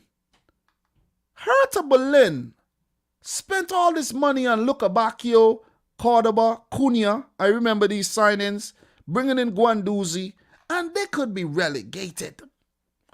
Hertha brought in Piatek, and they could be relegated. This is crazy. Sami Khedira, and they could be relegated. Listen, man, it's a weird thing going on over there in the Bundesliga right now. Very, very weird. Hertha Berlin, but they do have a lot of games in hand, so who knows? Maybe they'll jump over Cologne, who could be going back down, or maybe Hertha would get into the relegation playoff spot. Arminia Bielefeld, they're 30 points. Werder Bremen struggling, 5 losses in their last 5. Augsburg also, they look like they could survive. Mainz, 34 points. Hoffenheim really struggling. Stuttgart doing well. Freiburg, the Burnley of the league. Union Berlin, one of the Burnleys of the league, doing well. And that's how it looks. Gladbach and Leverkusen. And in terms of the stats, guys, Robert Lewandowski tops the charts with 36 goals. He would have broken Gerd Muller's record of, 41 or 40? But injury won't happen. Andre Silva, 25 goals. Erling Haaland, 25 goals. Look out for, teams looking to bring in Andre Silva. Wout Weghorst, big hold-up play type striker. And Andre Kramaric. Thomas Muller on top of the assist charts here. So the last one that we got to check, guys. The last one, the championship. So English Championship. Bam. The English Championship. Let's take a look at the English Championship here. The English Championship, where Watford and Norwich have already been promoted. 2 more games to go. Norwich should go on to lift the championship trophy. Watford should come in second, or who knows? Who knows if Norwich would blow it. Brentford third. The top 6 have already been sealed, as we have mentioned. Barnsley, Swansea, Bournemouth, and Brentford. So it's pretty much sealed. It's about who's going to play who. So at the bottom of this table, Wycombe Wanderers, we expected. They look like they're about to go down. 2 more games. They can survive if they win their 2 games. And Derby County and Rotherham and Sheffield Wednesday does not. But it's still pretty close down here. Derby are in jeopardy of going down. Is Wayne Rooney still in charge of Derby? Maybe that's why they lost their last 5 games. But it's nice to see Wycombe Wanderers win 9 games in the league, even though that's their first time in the league. But Sheffield Wednesday, Rotherham, and, you know, they're in jeopardy of going down. I think Huddersfield is safe. Coventry, Bristol City, Nottingham Forest, Birmingham, Blackburn, Preston, Stoke, Millwall, Luton Town, QPR, Middlesbrough, Cardiff, and Reading are the other teams. We're going to do one more where there's been another confirmation. League One. League One, guys. League One. Wait, before we go, we just check the stats here. Ivan Toney, 29 goals. If Brentford does not get promoted, look for him joining us in a Premier League team. Timo Pukki did well. Adam Armstrong did well for Blackburn. Kiefer Moore for Cardiff. Lucas Joao, 19 goals for Reading. Emi Buendia with 16 assists. Came to the Premier League last season and flopped hard. Harry Wilson on loan from Liverpool with 11. Harvey Elliott on loan from Liverpool with 11. Brian Bueno, look for him too if he doesn't, you know. Look for some of these Brentford players moving on if they don't get, you know, promotion. So, League One. Take a look at League One. And one team has already been promoted, and that team is Hull City. Hull City is promoted back to the championship, and it's also safe to say that Peterborough will get promoted to the championship as well, while Sunderland, Lincoln, Oxford, Blackpool, Portsmouth, Charlton, and even NK Dons and Gillingham to a lesser extent will be, you know, fighting for, well, maybe not. We have Gillingham to a lesser extent for that playoff spots. So that will be it, guys, in terms of, you know, the warm down, the full coverage, you know, the warm up, the talking about the Premier League roundup and everything. And it has been 3 hours. My wife is probably like, goddamn, 3 hours, man. That's ridiculous, bro. 3 freaking hours you've been here streaming for. That's 3 hours you could have spent with me. And then when you come and spend the time with me, you're going to go to sleep. You know what I'm saying? Typical husband behavior. So, yeah. So, thanks to everybody who came through. Sorry that I can't look at the Belgian League and, you know, the Netherlands, the Dutch League and all the other leagues. I can't. I can't look at the Jamaican League right now, you know. I've done enough. And I do appreciate everybody who came through and supported the thing. Legend Sweet, you're a legend. Selection, even Odegaard dropped super chat. Adam, you know, member who came through today. You know, Thriller as usual. Big up to everybody, man. Big up to everybody who came through. Everybody who's still here. So Sam Wilson says it's confirmed. No Ballon d'Or for any Bayern players this year. Why? Why not? Lewandowski is still in the Why not? Why not? Why not? Why not? I think the injury messed him up, though. So, AD is saying great stream. B2K saying peace. Dupe, big up to you. Big up to everybody in here. Even my boy Jave O'Hara, big up to you as well. Everybody, Sachin Dev Prasad, big up to you. Air Slayer. Sam Wilson. Steve, even though you dislike the videos, big up to you as well. Formidable. Sorry I haven't been, you know, reading out your comments a lot today. Zachary Leahy. Who else is in here today? Who else is in here still? Ricky Swift, Phil Jones. Cunha is definitely a baller. I don't know what's going on. Really don't know what's going on. You know, Thriller, who's talking about, you know, Hertha, sacked 2 managers in the same season. Let's not even talk about Schalke, who sacked about 4. You know, yeah, I remember I was watching a little, you know, when the Bundesliga came back before the Premier League, and I was watching a little clip during the halftime break or something like that. And they were showing when Schalke almost won the Bundesliga, when they had the drop. I can't remember who ended up winning it. And then they messed up so bad, man. They screwed up winning that title so bad. I can't remember who went on to win it, though. Really can't remember, but Manuel Neuer was playing for them and Ozil was playing for them. It's crazy, man. But they had some good guys. Sane, as you mentioned, Dev Prasad, Ozil, Draxler, you know, Farfan from Peru, Huntelaar, who even went back to help them, Joel Matip, Manuel Neuer.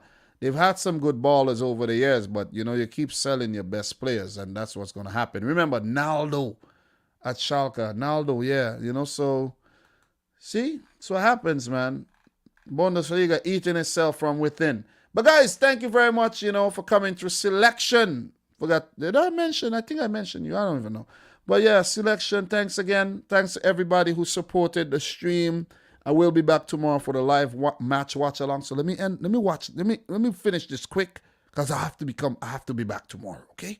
So live Champions League watch along tomorrow, and join me. I'll be here around 2:30 or 2:40 to talk about the lineups and build up before the games kick off. But we're gonna have a nice one tomorrow. All right, so guys, thanks for watching again. Appreciate, you know, all the love and the hate as well. And from your boy Dominic Rich, until next time, peace out. Rich Squad. Peace.